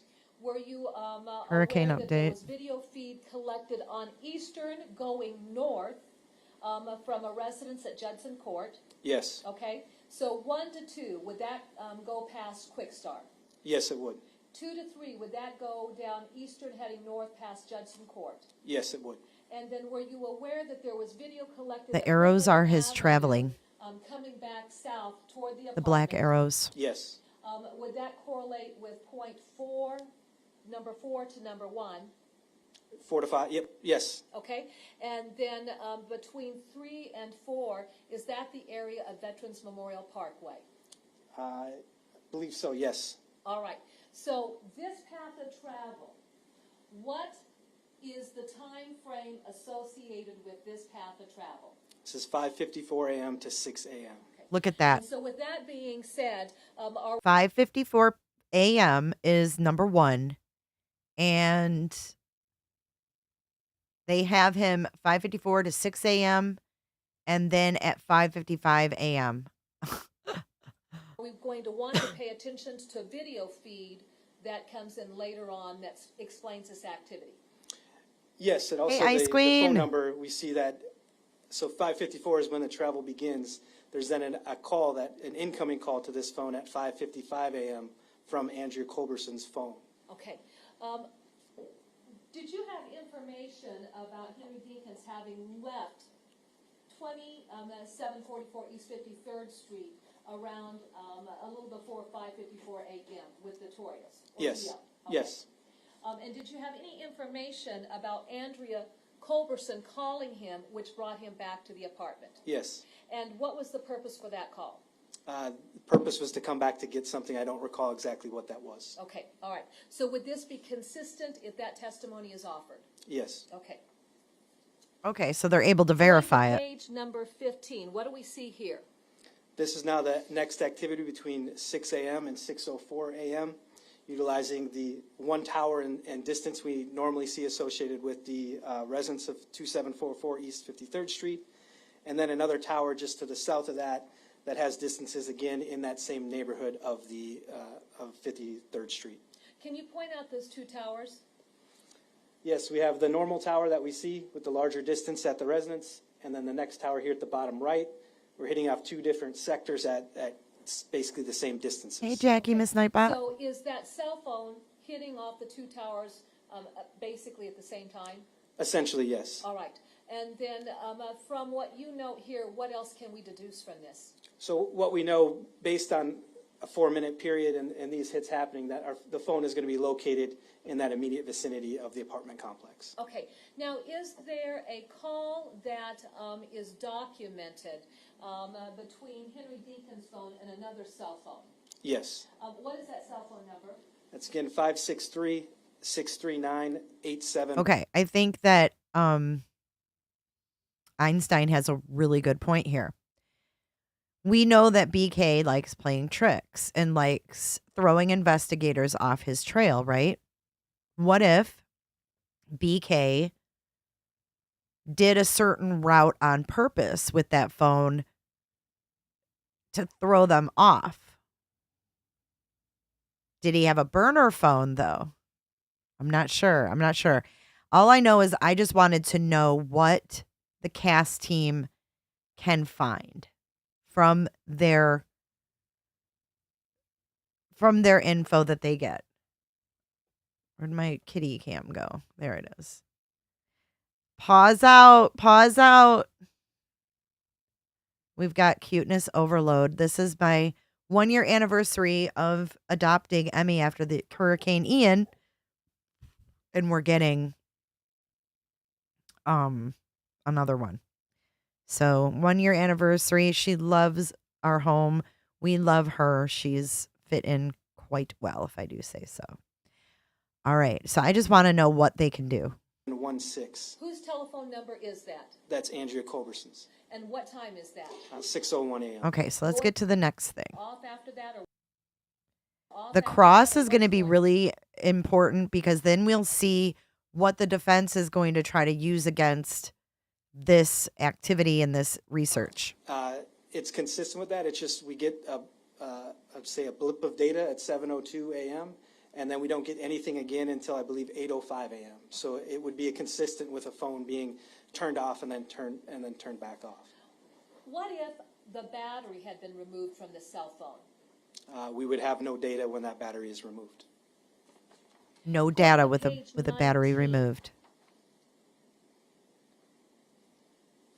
So page 19 is now showing additional efforts that we did when early on in this investigation. When this hit took place, I had a colleague who went out and did what's called a drive test. So we have survey gear that goes out and measures a cell phone signal. Okay, another thing to keep in mind is this was 2020. It's now 2023.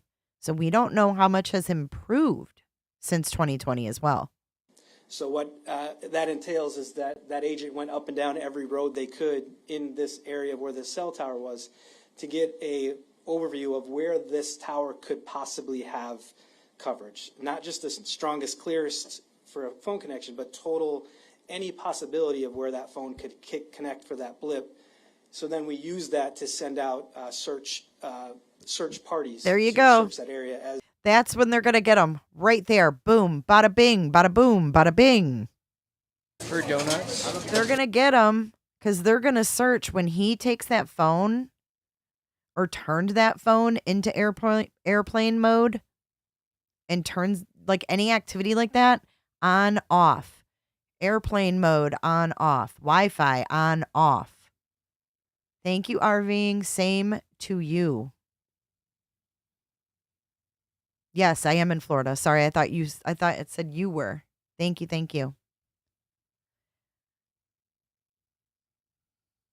So when he does that action, on or off, they can trace where it was, right? So he's like, I don't know where I was. So he's basically pleading the fifth because, welcome, Lori. He doesn't know. He does not know. I don't know. So he's like, shit, if I just say, I don't know where I was. Ted Bundy, you know what Ted Bundy said when he got pulled over in Utah? He said, I'm lost. Because the cop was like, what are you doing? Why are you driving around here? In the name of Jesus. In the name of Jesus, Father God, Lord. Why are you here in the middle of the night in your Volkswagen that we're all looking for, this light-colored Volkswagen? And Ted Bundy told the cop, I'm lost. And now we have BK saying, I was driving and I don't know where the fuck I was. As I said earlier, we know what we know, and this was the only known we had at the point of where to search for Breasia. I want to direct your attention to events of July 15th, 16th, 17th, 18th, and 19th. Was there a major search conducted up there in the Clinton area by virtue of this blip that had occurred at 7:02 a.m.? The Yes. blips are going to get them. Back to State's Exhibit They call them number, blips.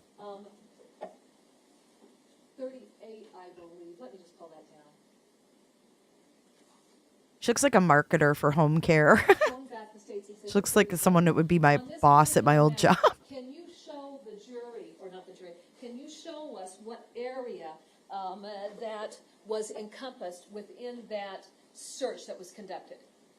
The areas I point with the pointer up to the top right of the board here of the exhibit, you see the cell tower, and then you can kind of see how it lines up with the presentation as far as the search areas that are broken out to cover the coverage area of that cell tower. Okay, now those areas that were searched, is that all encompassed within those pink blocks that look like they've been divided up into grids? The main focus of that tower is covered in there, yes. Okay, all right. Going to page number 20.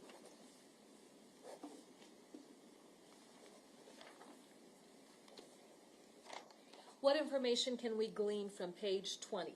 So now, based after 7:02 a.m., we had no activity now until it's 8:09 a.m. I believe I said 8:05 before. So at 8:09 a.m., the phone is now back on. However, it is now in the southwest of Davenport area. So now again considered traveled a considerable amount of time in an hour and 7 minutes since the previous transaction. So between 7:02 and 8:09, do we have any information about the location of that phone? No, we do not. And what are the reasons why we would not be able to locate or gather location information? What would have to happen? Well, there's a couple things. One is just simply no activity, which I would find unlikely based on the movement of the phone. The other would be the phone is powered off in some sort of state or in Wi-Fi only. Okay. We're going to circle the wagons again and go back to what you talked about when you were Circle the wagons. So even if there aren't telephone calls being made or received, as that phone is moving, are we still going to have that engineering information generated that would give us location information? That stuff is happening in the background. It's not a guarantee, as I said, like that it would be necessarily recorded. But as we see on the other activity of the phone, when the phone has been moving, we do see that activity. Okay. Let's go to our legend. And what entries do we have in our legend on page 20? We again have the red for the Verizon cell towers, and we now have a blue tag Hey, identifying Leslie. a trailer or a motorhome that was located on Schmidt Road. Okay.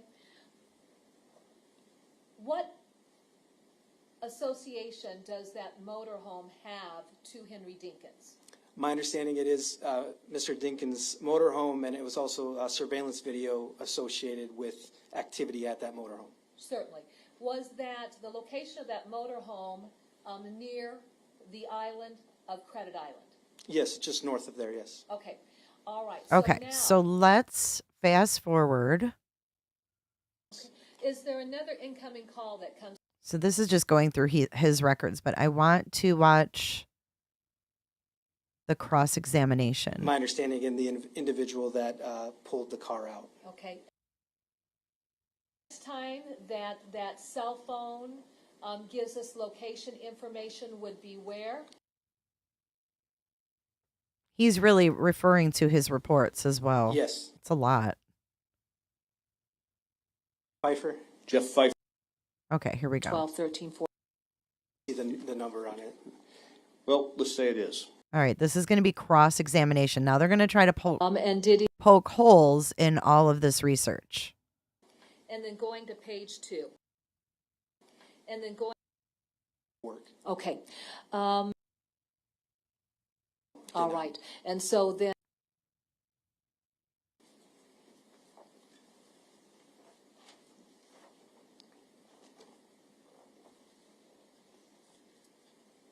Again, this is the cross now. Thank you. Good afternoon. Good afternoon, sir. Sir, I'm showing you up there on the screen. Hopefully you can see it well enough. I believe this is Exhibit 116. Is that correct? I can't see the number on it. Well, let's say it is. This is the cell phone mapping data that you were asked to do, I believe, for Jared Brink's phone, right? Yes. And again, on top there it says Hey, blind. sectors used on July 10, 2020. Is that correct? Yes. Is that the only day you were asked to use or to provide that data? Yes. Why not July 9th? I don't recall. Well, didn't you just testify earlier that you were asked to do July 10th because that was the date that Briasia was disappeared? As related to Mr. Dinkins' phone, when he came in contact with her, she was, as far as the witnesses that the investigation, she was last seen at 3:30 a.m. on July 10th. And then Mr. Brink, I believe you testified that you were pulled Mr. Dinkins out of the ditch on July 10th, 2020. Correct. Who told you that? One of the detectives, I believe, I can't recall, might have been the sergeant. You don't recall the sergeant's last name? Jeff Pfeiffer. Jeff Pfeiffer told you that. I believe so. Do you recall Hey, when Lori. he told you that? It would be very close to April 7th because he would have provided me the records and asked me to see if this phone was consistent with what he was being told. April 7th of what year? Should be of 2021. Okay. So April 7th, 2021, Jeff Pfeiffer tells you that Henry Dinkins had been pulled out of a ditch right there near Kunow Implement, near where Briasia Terrell's Dinkins. remains had been found. He got by stuck Jared in the ditch? What an What I was idiot. told is there was a witness that said they pulled somebody out. He had the records. He asked me to look at them and prepare an investigative draft of what that phone looked like on July 10th during that time frame. But what I'm trying to drive at here is he was certain on the date being July 10th. I think. Okay, they're well, I arguing think that's the dates date of first. relevance. Okay. Date of relevance because that's the date she was last seen. With last seen with Mr. Yeah, duh. You have a missing girl. Let's get to the graphs. Oh, she crosses him. Watch.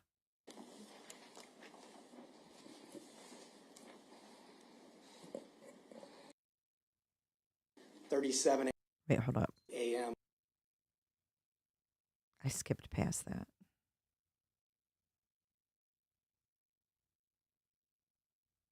Type of question, and just to throw that in is prejudice. The objection. We got to listen to this part. I would expect if his route that he would, if there's cell tower evidence, it would be consistent with that route. If Mr. Brink were to give us evidence, or we hear evidence regarding Mr. Brink's travel route to work every morning at 4 to 5 a.m., that he travels that road every day. Thank you, Lori. We can stand to expect that it's likely for him to have Hey, Flo. cell phone data just like this you see in this exhibit. So right? they're saying this guy, Yes. Okay. they're saying this guy drove the same route every day, basically. And if that data is what we have, and he pulled Mr. Dinkins out, let's say in April of the year prior, there's no way of connecting those two, right? No, April the year prior, there wouldn't be any data. Data for Verizon's only for a year. So the leap in logic is that the officer tells you to get the cell phone data, put Jerry Brink at that location by cell phone data, first of all, correct? No, absolutely not. The question is, this individual says this happened at this specific time. As I said, we use the records to validate or exclude that. So I was given the records. I said, this phone is consistent with that statement. Okay. You say this witness says this. This witness being Jeff Pfeiffer. As far as I know, this is being provided to me secondhand. I did not talk to the Pfeiffer. individual. But again, my question, very pointed, is this witness, Jeff Pfeiffer, said The Pied that Piper. Henry Dinkins was pulled out of the ditch by someone on July 10th. Okay. Is that right? I believe by Mr. Brink, if I'm correct. That's who pulled him out. And that's the assumption you were operating on, right? Correct. I don't care who it is. I'm evaluating the records to see Right. It's not his where beeswax. this is where they are. He doesn't Again, care the who pulled him assumption you're out. working from is that July 10th was the day it would have happened, right? The July 10th was the date I was told to analyze, and which, from the Be investigation, careful, Shell. would be what would be of interest. Okay. Me too, You Ken. have no other cell phone data that puts Mr. Dinkins' cell phone Listen to anywhere this in part. this area of Kunow implement. Isn't that true? Correct. And you'd agree with me that a lot of reasons cell phones don't transmit, right? There's airplane mode, number one. Someone could put it in airplane mode, yes. Yikes. Someone could just turn it off, right? In my experience, people do not turn off their phones, but that is certainly something that could happen. If you have a 8 or 9-year-old kid who's just a pain in the neck and wants to get on your phone all the time, it wouldn't be unreasonable for What an parents to asshole. turn that phone off. Wait, what an... I wouldn't give that child access to my phone. It's on my person. Good answer. What a jerk. Henry Dinkins never left the town of Davenport until we see him with a cell phone pinging up in Clinton at 7 a.m. Is that correct? If I'm following correctly. So we had no activity between the 3 o'clock time frame where the phone is at the residence and he's at the gas station, correct? Correct. So he's separated from his phone during that time frame. His phone comes back on at 5:50 something time frame. So where he is clearly is separate from where his phone is. Hold up. Wait a His minute. phone's not transmitting, right? I'm sorry, I'm talking about what a witness said, or as far as where the phone was located at that time. Yes, it's not transmitting from that 3:37 a.m. to approximately 5:52, 5:54 a.m. Okay. Doesn't mean he's not with his phone, though, right? I believe we know at 3:30 he is not with his phone. Okay. Now, you also studied Aisha Langford's Thank you, Karen. cell phone coverage that day, July 10th, 2020, right? Correct. Did you also notice phone calls that she was making that day? Was she making a high volume of calls? I don't recall. Did you notice any numbers that she was calling repeatedly? From her records, I don't recall, as all that was being done at the initial investigation, and then as you eliminate people based on activity, you focus to where the evidence leads you. You eliminate people based upon activity because they're not moving around, is what you're telling me. No, the records are a part of it. So there's witness statements, there's surveillance Right. video. All that is a part of the analysis. My part, Obviously, He's just I a piece focus of on the phone puzzle. records, but I also need to know other information to evaluate that. Like who she might be calling? I'm sure the detectives did track down who she was in contact with, yes. If she were calling people who have a long criminal record, would that be relevant in your training experience? Your Honor, I'm going to object. There's no basis for this type of question, and just to throw that in is prejudicial. Sustained. Henry Dinkins, once the phone came back What online an at 7 a.m. ass. and came back to Davenport, his phone remained on, correct? No, that's not correct. When did it go off? If I can look at my notes again. Please do. See, I didn't watch Murdoch, so I'm not up on that one, but that would be an interesting one to go time I can rewatch, confirm that it was Diana. off based on the 22 missed calls that went straight to voicemail was between 10:08 and 11:11 or 11:10 a.m. And based upon your investigation, apart from that time, do we have any knowledge of Henry Dinkins having anyone else with him apart from his son, Detorius, or DL? Not that I'm aware of. That's all I have. Ms. Cunningham? Yes, thank you. Special Agent Fennerin, let's assume that Mr. Redirect. Brink's cell phone had not hit on that tower on July 10th in the Oh, that area hair, where you're right. Breasia Bump it. Terrell's remains were found. Would then that be significant? I don't know if it would be significant. It would just mean we can't tell where his phone is during that time frame. So Sure. we can't corroborate it or not. Okay, all right. But at any rate, are we going to look at the totality of all of the circumstances to understand the importance of that piece of evidence and where it fits into the equation? Of course. All right. And if someone doesn't have their cell phone with them, then is the cell phone going to hit on a tower?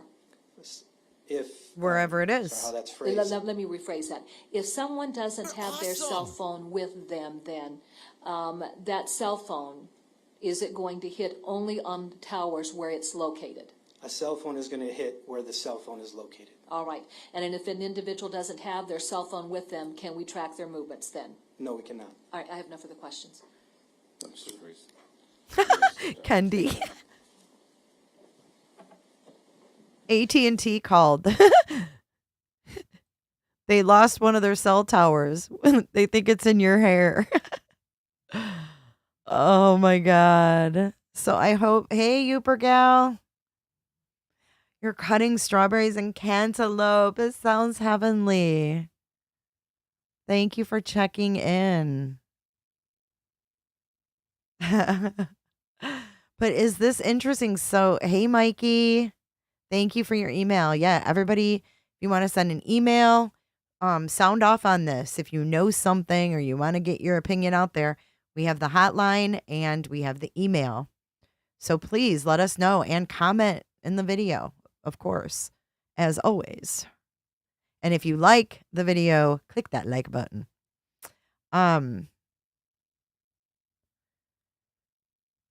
I do. I have Kitty Cam, Katie. Welcome, welcome. Hey, Detra. So I don't know what BK did when he put his phone in airplane mode. I don't know. But it does show that the FBI cast team alone, I don't think solves the crime per se to where you have the full story. Aquanet. Oh my God, I can still see that aluminum can in my head.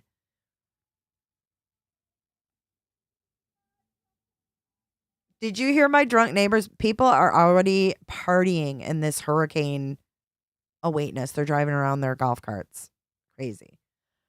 I forgot what I was saying. It threw me off. I did not expect to hear someone singing driving down. Oh, thank you so much, you guys. Everybody who's helped out. Let me make sure I haven't missed anybody. Joe the plumber is dead. Do you guys remember the conservative activist Joe the plumber? Oh, shit. Here we go. Pinellas County is mandatory evacuation for mobile homes. Hurricane info and with shelters and numbers located outside office. Back gate now open in case of flooding. Clubhouse, pool, and office closed. until further notice. Please, everyone, be safe. You guys could hear them? Oh, man. It looks like I got to go get packing. Let me make sure I didn't forget anybody. A very, very special thanks to combat vet Alice Kendi, Shell, Aries, Meg P. And I want to welcome Nissa. Nissa is our newest Patreon. I haven't had an opportunity. We haven't been live. So welcome, Nissa. Welcome. And you guys, if you want to join and you cannot from your iPhone, there is a QR code down there. And if you scan that, it should take you to the join page. Oh, I know. My heart is like beating fast now, and I don't like that. I just don't like that. I don't like having to leave behind my things and everything else. But like I said, repeat the bulletin. I will check in on the Facebook group, J is for Justice Podcast, and I will check in the community tab of this of my channel. The community, I'll make a post that I can check in on. Let's check out the latest news. All right, so the main takeaways. Number 1, have storm preps completed by late today, early tomorrow. So I got to get busy. Heat evacuation warnings and 3 storm surge late Tuesday. Look at this thing. It's huge. Look how big that storm is. Yikes. Bring some Aquanet because you can get through anything with some Aquanet. Faraday, I'm so glad that you got something out of it. It still hasn't registered with me. So just breaking it down, like I might need some help. So we might need to like talk this through again because it's a lot of information, but maybe we can find if somebody wants to send me the cast testimony from Murdaugh and we can watch that. I didn't watch that trial. I'm going to a pet-friendly hotel. So Miss Emmy, a.k.a. my mom's. Where's my mom's? She's just like, whatever. I'm safe. And I think we will all be good. We will all be good. But look at those surges. Holy shit. Let's check out some weather for a minute, can we?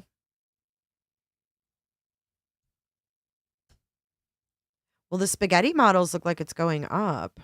Ooh, I don't want to play those motherfuckers. No, thank you. No, thank you.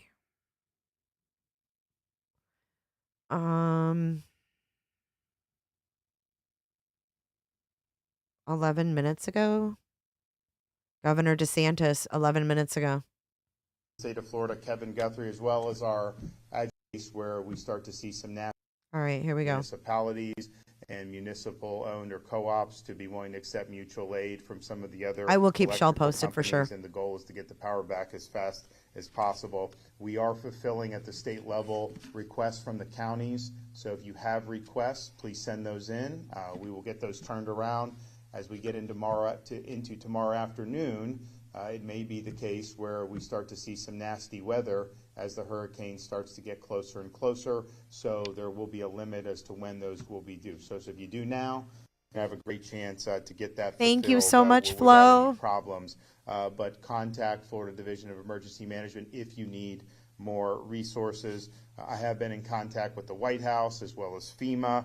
They have approved our request for a pre-landfall disaster declaration. I was just in Pinellas County meeting with local officials, and they have issued some evacuations for their barrier islands, and I think you should anticipate that. I know that as well for the coastal areas, the people that are in very vulnerable areas on the West Coast. You likely are under or will be under in order to evacuate. Let me refresh that. Director of Emergency. Why is it so blurry? God awful. Dude, what's going on? Director of Emergency Management for the state. You don't need to try to outrun the storm. The evacuation is basically saying get away from the life-threatening storm surge. So you can go inland, you can be in a structure that can withstand hurricane force winds. Thank you, April. And you can ride out the storm, and then you can go back to your home when all is clear. But you don't need to be driving hundreds of miles. If you go to a friend's house, family member, be all safe, that's Miz. fine. It's just get away from the storm surge. That's the main thing that we're looking at. Now, there will be a 5 o'clock advisory issued by the National Hurricane 5 right Center. We anticipate you could see a change in the track and a little movement of the cone. There have been some of these computer models that have been running this afternoon that have pushed the storm a little bit further on a westerly track. All right, we should have a new Hurricane Idalia. I got it, because like Vidalia, onion. Let's see if we've got something. Like no audio. I hate that.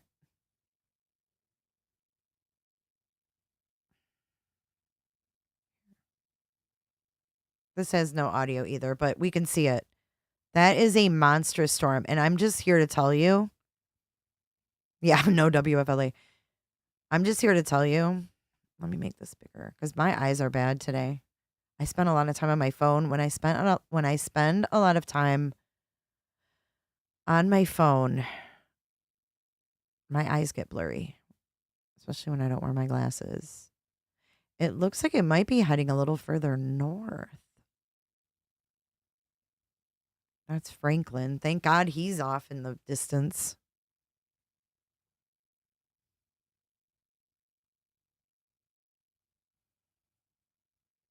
Thank you if you just joined the Facebook group. I will keep you guys updated in there and in the community. I'll try to keep up on both. And everybody in Florida and beyond, even across Georgia, South Georgia, stay safe. Even inland, Orlando, they're saying they could get tornadoes. Jacksonville. It could go all the way across.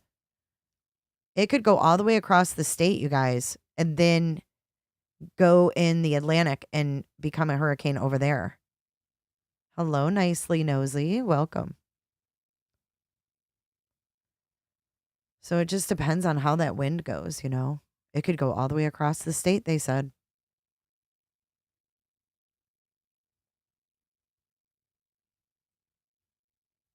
It's scary shit. These storms are no joke. And it's not just, it's the wind, you know. The wind. I am on the Gulf side. Yeah, I'm just maybe 20 minutes from the beach. Kendi wants to know why hurricanes don't disappear in the Bermuda Triangle. I don't know, but did they ever find that plane that disappeared the other day in the triangle? Wednesday is our stormiest day. Okay, see that? See, we're getting the right side. They call that the dirty side. So even though the storm will be off to our west, we still are on the horrible side of the storm.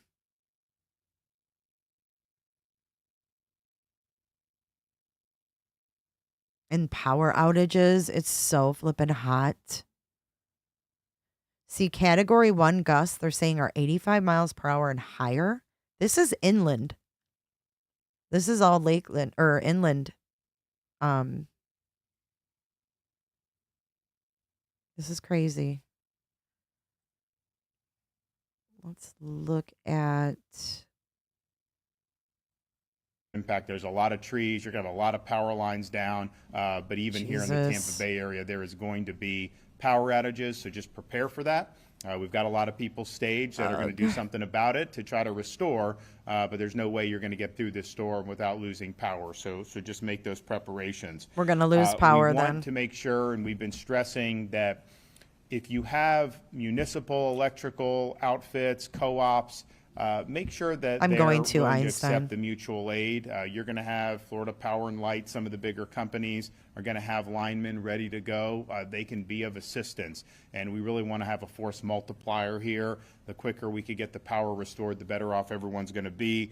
We had a lot of success after Hurricane Ian, but when there were outfits that Thank didn't you, Mike, accept for your the aid email. right away, it took longer to restore the power. We want to get that power back on as quickly as possible. If counties need additional resources, and we basically have all the Gulf Coast counties from Tampa Bay all the way up until Franklin County in Northwest Florida, I know have been actively involved in preparing. If you need something from the state, submit that request as soon as possible. We'll be able to deliver it today throughout He's in most Pinellas of the County, day tomorrow, but right as by we me. get into the late afternoon, early evening, it's going to start to get really, really nasty. It's going to be tough to be on the road and doing that. So see what you need. If you need anything, contact the Florida Division of Emergency Management as soon as possible. We want to be helpful. And we want to get you what you need. I have spoken with the president. I've spoken with FEMA Director Criswell. He did? And then I've spoken Biden with a number spoke? of local officials. No comment, he throughout said. Florida's Gulf Coast, and everyone understands the significance of this event, and everybody is willing to work together to achieve the best possible outcome for the residents of Florida. Now, as of 10 a.m. this morning, the storm is located south of Cuba with winds 65 miles per hour. It will become a hurricane later today without question. Current forecast is to make landfall around Florida's Big Bend region, but I think as we know, there's going to be things that happen in terms of interactions with jet stream and all this other stuff that could push the storm further eastward. So the further east it goes, the more impacts it's going to have on the overall Florida peninsula. So I would say everybody on the Florida Gulf Coast, just watch and be prepared and take the necessary action to protect you and your family, particularly as you get This is our governor coming down from your local emergency managers. There is a hurricane warning in place from Sarasota County all the way up through Northwest Florida on Florida's Gulf Coast. You are going to see more of those warnings and watches come in the next day or two. We have had our pre-landfall declaration that we requested from the federal government. That has been approved, and we appreciate the administration for doing that. I've added today an additional 13 counties to our state of emergency, total 46 counties that are under the executive order now. Of course, the Gulf Coast counties, but this is likely going to cut across the interior of the state. It's going to impact a lot of counties in north central Florida, and particularly He's very proactive northeast Florida as well. with We are operating at the state as level 1, 24/7, round the clock. We did have a call with all the local emergency managers earlier this morning to discuss preparation efforts and needs. And again, just be ready to go, submit any requests that you have, and make sure you're communicating with your residents. We have had evacuation orders that have been issued by some of these counties. I know Kathy's going to come and talk about what they're doing here in Pinellas. And so our message from the state is to heed those warnings, particularly if you're in these zones. I want to see what they're doing in Pinellas because that's where I am specifically. Where's Kathy? Where the hell's Kathy? I don't see Kathy. Oh, Kathy's at the very fucking end. Bring on Kathy. Thank you so much. Thank you, Governor, for coming here and bringing a spotlight to us and our concerns. Thank you, Director Guthrie, for all of your leadership at the State. Get on with it, Emergency Kathy. You got Management. 2 minutes. We are very concerned here in Pinellas County because we do have life-threatening storm threat. We could see 4 to 7 feet of storm surge. And for Are you fucking kidding me? They cut Kathy off? What the hell? Wow. I only wanted to see Kathy. And they cut her off. What the heck? I want to put Kathy in the search bar. 6 hours ago. Is that it? At 10 a.m. this morning, and they voted to declare a local state of emergency. What that does is it gives our county administrator. That was just this morning. It's just that guy. Where the Complete fuck that is evacuate. Kathy's speech? I'm eating chewy nerds and now they're stuck in my damn teeth. And now my phone's going to be giving me toothpick ads. I'm screwed, guys. I'm screwed. I guess we don't get to see Kathy. You know what I have to say to ANC Taylor? Bring it on, woman. Bring it on, woman. Well, I hope you learned something from today's live. I need to really get off here and go get my shit together because I have to leave. I have Duke too. Duke energy. Yeah, so thank you so much, you guys. Thank you, thank you. If this is the last live that I do, thank you. I will keep you guys posted absolutely in the Facebook group and in the community tab of what's going on.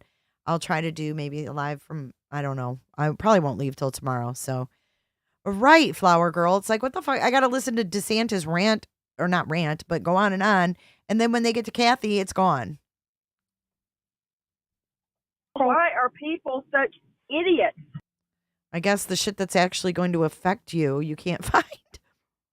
Because nothing is sooner than 22 hours ago, 4 hours ago, and that's not local. Orlando, 2 hours ago. And then they cut off Kathy. Maybe they kept her on. Oh, I think we might have Kathy. Hold up.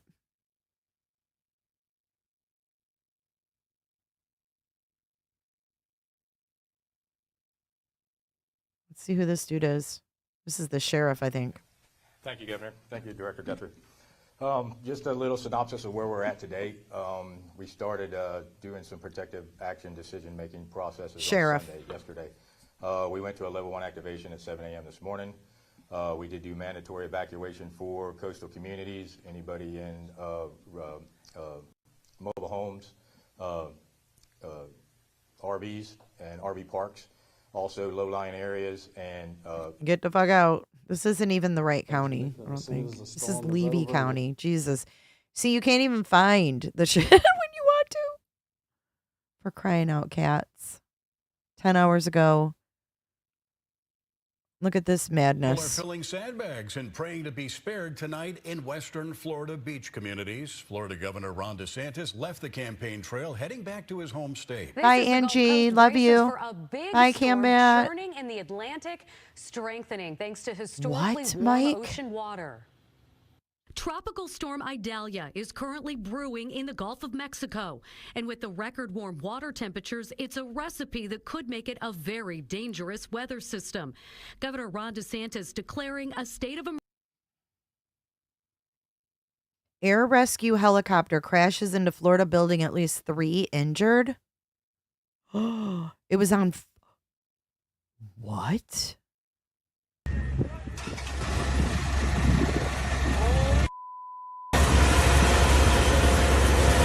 What the fuck?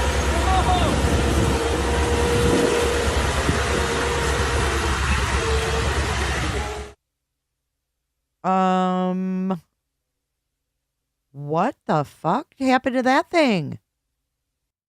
They said it was on fire before it crashed. Hold on.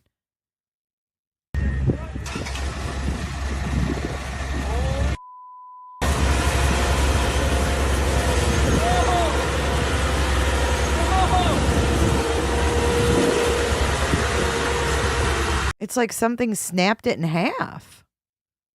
Like the tail end. It's like doing a tailspin. All right, I'm going to mute it and play it slower. What the heck? Pompano Beach, which is just north of Fort Lauderdale.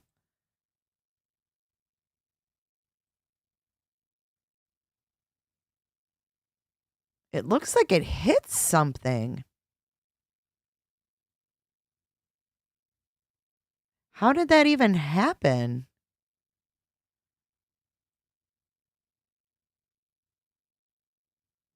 I'm going to slow it a little bit more. Hold on.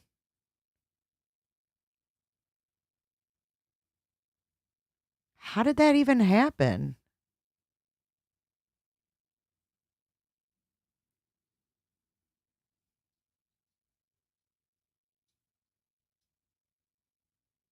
What makes a tail just break, though?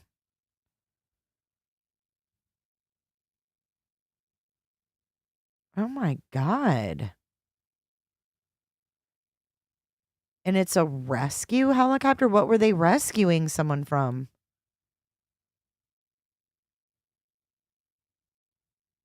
God almighty. I don't know if they lived or not. 3 are injured.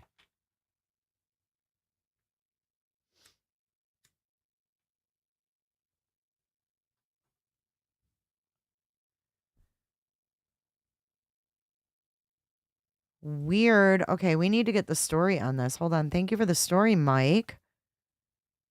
This is right in your neck of the woods, I believe.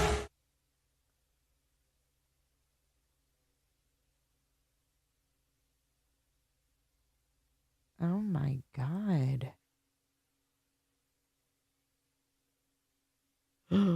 I don't know if there were people home or not. Guys, I have no idea.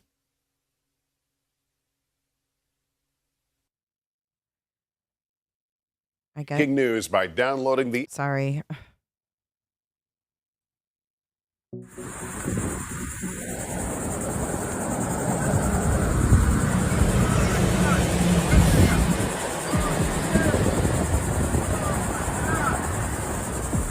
This video says it's a Broward Sheriff helicopter. The Broward County Sheriff's Office chopper.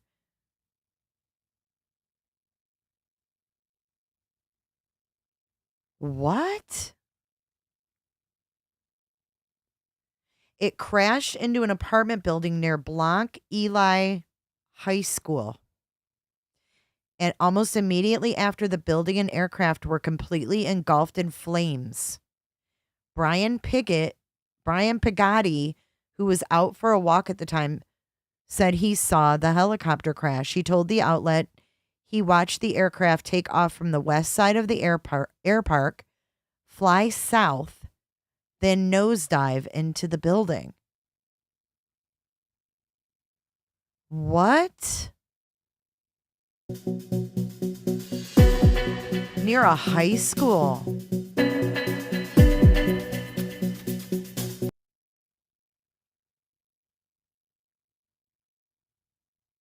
It's unclear what caused the Clear Day crash, which reportedly took off from Pompano Beach, less than 2 miles away.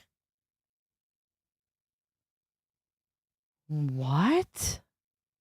How absolutely awful. Like, what the fuck is this? And everybody's like, what the fuck is this? And I can't with the controversial teacher with Z-cup prosthetic chest. I'm not clicking it.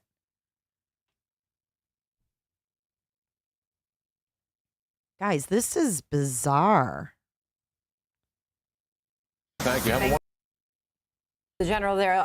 These are some live aerial images coming out of Pompano Beach, Florida. Pompano. Where police are responding to the scene there, a few blocks away from a school, after a helicopter went down and injured at least 3 people that were on board. This is according to the Broward County Sheriff's Office.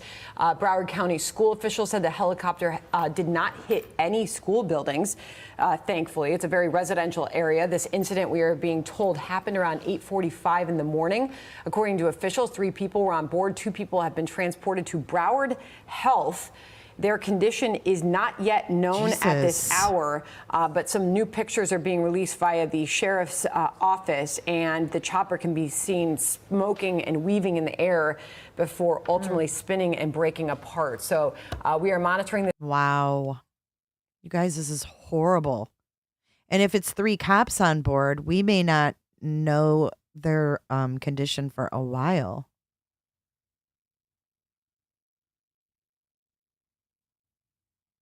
Now to developing news out of Florida. A Broward Sheriff's Office fire rescue helicopter crashed into an apartment building in Pompano Beach. You can see it right here. Several videos like this been posted on social media showing the smoke coming from the helicopter as it spirals out of control and crashes.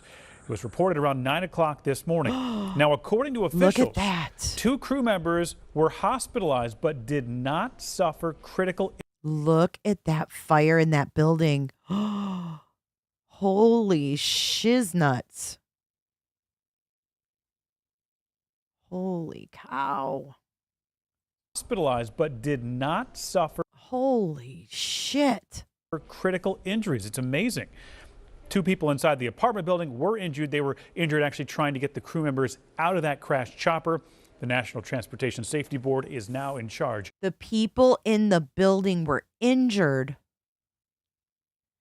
trying to get the crew members out of the chopper.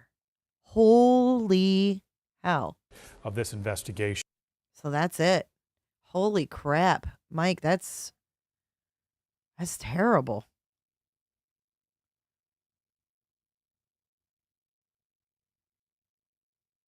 This happened a year ago, too. Look at 1 year ago. Watch. This is 1 year ago. Miami Beach. Oh my God. The helicopter, a Robinson R-44. 2 people were rushed to the hospital. That was a year ago. February 19th of 2022. Holy.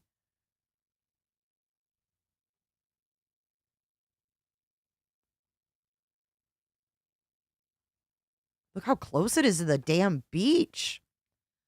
Holy. Hey, Alistair McCrowley. 4 years ago, drivers watch as helicopter crashes on Tampa roadway. He was so focused on that helicopter. Look at this crap. Was actually a tragedy. Dude just crashed this helicopter. Drivers pulling over, checking for survivors. A few seconds after crash landing onto South 50th Street, the helicopter doors fly open and both the pilot and his passenger jump out. Thank goodness it wasn't their day. At the moment, everything seemed okay. You can see both men standing by the chopper, at one point giving each other a hug. They survived the hard landing, but were unaware the crash caused another man to lose his life. You can hear one of them say it was a close call. I almost hit that truck, man. I saw you coming down. Jeff Wenglarski witnessed the crash and took this firsthand video. It was loud. It drew a crowd. That's for sure. Once it came down, it was pretty loud. He was on his way back to work from lunch when he saw the helicopter flying low. Came over my head. He was awfully low, so I pulled my phone out, started videoing because it looked like he was coming down. One of its rotor blades slicing a telephone pole in half. Snapped it off and basically crashed it. Like many witnesses who were focused on the chopper, Wenglarski didn't know the worst was far from over. The pilot survived, but close by a passenger in a truck was killed. You never know what's gonna happen. Damn. Now, witnesses say that they are glad that the pilot survived, but obviously... Yeah, I'm good with helicopter rides. Holy cow.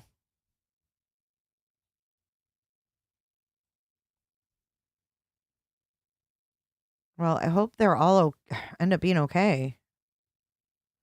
Here's another view.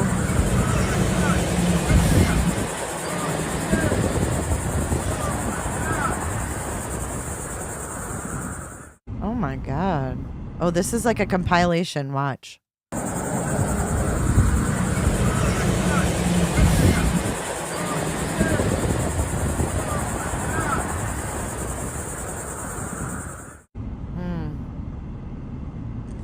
Helicopter's gonna crash. Holy man.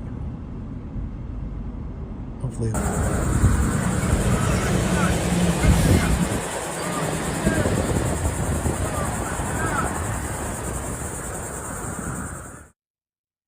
Damn. See, this says 2 injured people. The other one said 3. So I think being that they're cops, we're not going to find out until everything is settled and they know. And they've notified everyone of what's going on. Oh my gosh, how awful. Oh my God. Holy shit. Oh my God.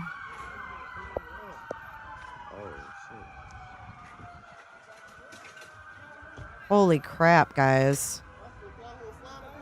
Huh? I don't know. Oh, shit. Oh, that's the pilot. Oh, shit. Oh my God.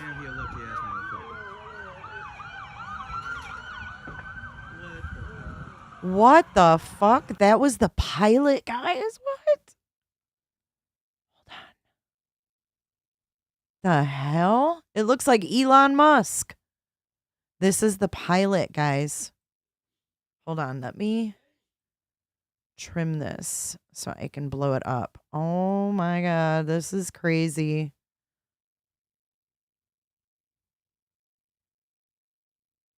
That's the pilot.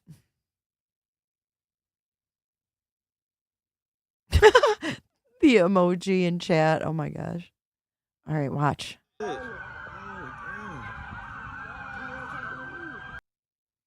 That's the pilot. What the hell?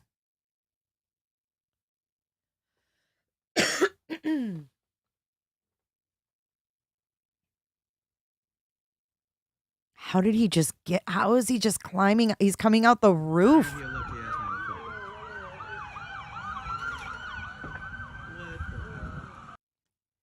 Is that the guy talking? Is he like foreign or something?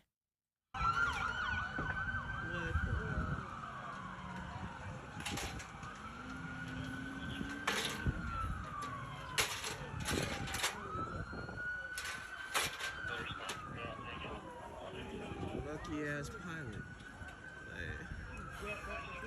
Oh, shit. Yeah. You got out? Yeah, he got out. I'll be damned. Congratulations, buddy. Oh, there he is. He's. Yo.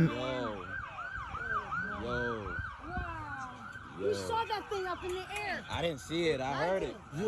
Yeah. That shit blew my mind. That's where they. That's where it crashed into. I saw it. Yeah. Oh, damn. Yeah. Because usually you hear the planes come close, but that really is. Oh, my gosh. Yo, this is wild. What the heck? This is wild. Wow. Damn. That is crazy. Hey guys, you okay? Wow. He jumped on the fucking smart move. Wow. Which one's the pilot? This is a sheriff's helicopter, guys. Him. It's him right there. You guys can make it to the street or want me to get some? I can make it, yeah. Back is killing me.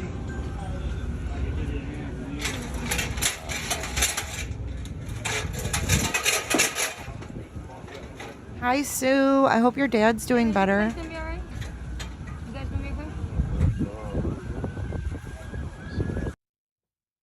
Whoa, that was crazy. Let's watch the beginning of that again. And then I really gotta go because I gotta go get packed. Check this out. I don't know. Oh, shit. He's like, oh, shit. Oh, that's the pilot. Oh, shit. Damn, he a lucky ass motherfucker. But no one goes to help. They're just filming it. Someone's coming with the ladder.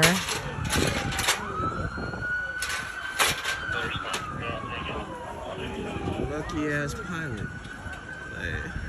I see two cops coming out. They're okay. You got out? Yeah, They're okay. It looks like they're okay. Congratulations, buddy. God loves you, man. Yo. Wow. You saw that thing up in the air. I didn't see it. I heard it. Yeah.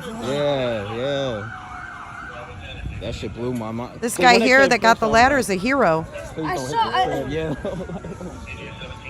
Oh, damn. Yeah. Because usually you hear the planes come close, but that really is. Oh my gosh. Yo, this is wild. Wow. They crashed into a building, like an apartment building. Damn. That is crazy. Hey guys, you okay? Wow. He jumped on the fucking smart move. Smart move.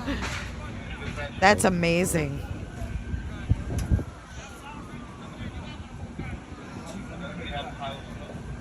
Congratulations. I forgot what it was. Good move. Congratulations. This is wild. Wow. Damn.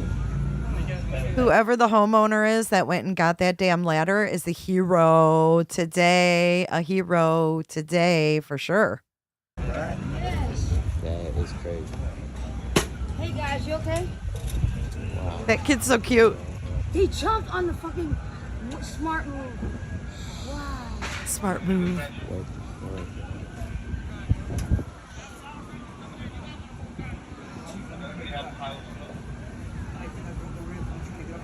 God, I bet they're in shock. I mean, at least they're moving, you know what I mean? You guys can make it to the street or when we get some... I can make it, yeah. They said they could make it to the street. In shock, though. Wow, that is amazing. And is your place gonna be alright? I thought it was a kid. All right, let's end our poll so we can see the results of that, too. I forgot. 77% of you think that the cast team nailed BK's location. 22% of you don't think that they did. I have no idea if they took their helmets off. I don't know, but that's a pretty crazy video right there.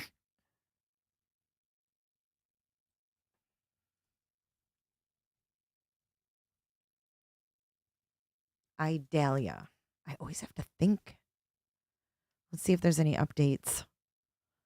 Spaghetti model. New spaghetti model. All right, let's check the new spaghetti model before we go. And like I said before, I will check in with you guys in my Facebook group, Jays for Justice podcast, and I'll try to get in the community as well. Spaghettis, have them going north, but like I said, the dirty side of the storm is where you got to worry about the right side, the right quadrant, as it's called. So thank you guys for all your support. Thank you anyone that I missed. I just thank you so much for being here and being in my community. It means a lot. We have a great, great group of people, and I'm so glad that each and every one of you are a part of it. So Mama and I say sayonara for now. That monster storm is coming right at us. Those spaghettis are, the spaghettis. Look at that. Yikes, Ashley. Everybody stay safe. All my Florida friends, stay safe. The water in the Gulf is very warm, so it could brew to a very, very large storm. All right, guys. I just hope that my house is here. You know, I don't mind leaving. I just don't want to come back to having nothing. I don't know what I would do. But we're going to stay positive. We're going to hope for the best. And I love you guys. I'll see you guys soon. Talk to you soon. Let's roll our credits.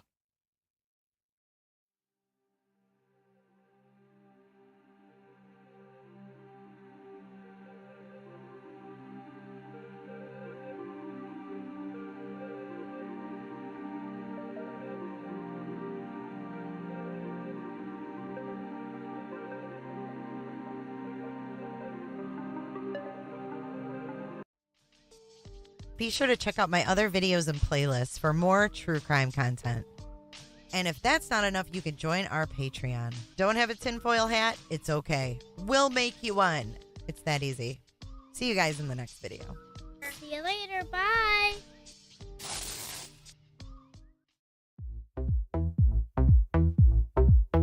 Now dance it out. I don't give a damn. I don't really care. About you and your problems, I don't give a damn. You talk way too much, I have heard enough. About you and your problems, I don't give a damn. I don't give a damn, damn, damn. I don't give a damn, damn, damn. What the fuck are you doing here? God almighty.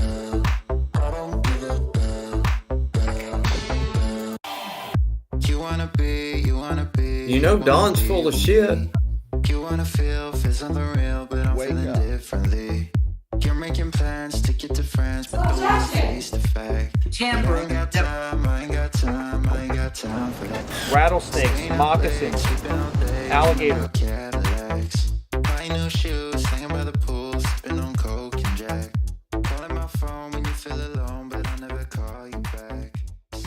Ashley, nobody said yikes, he hasn't come home, Ashley.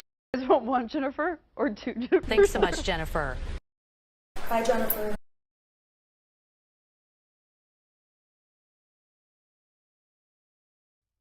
Okay, it is what it is, and it's like a meat locker in my chamber.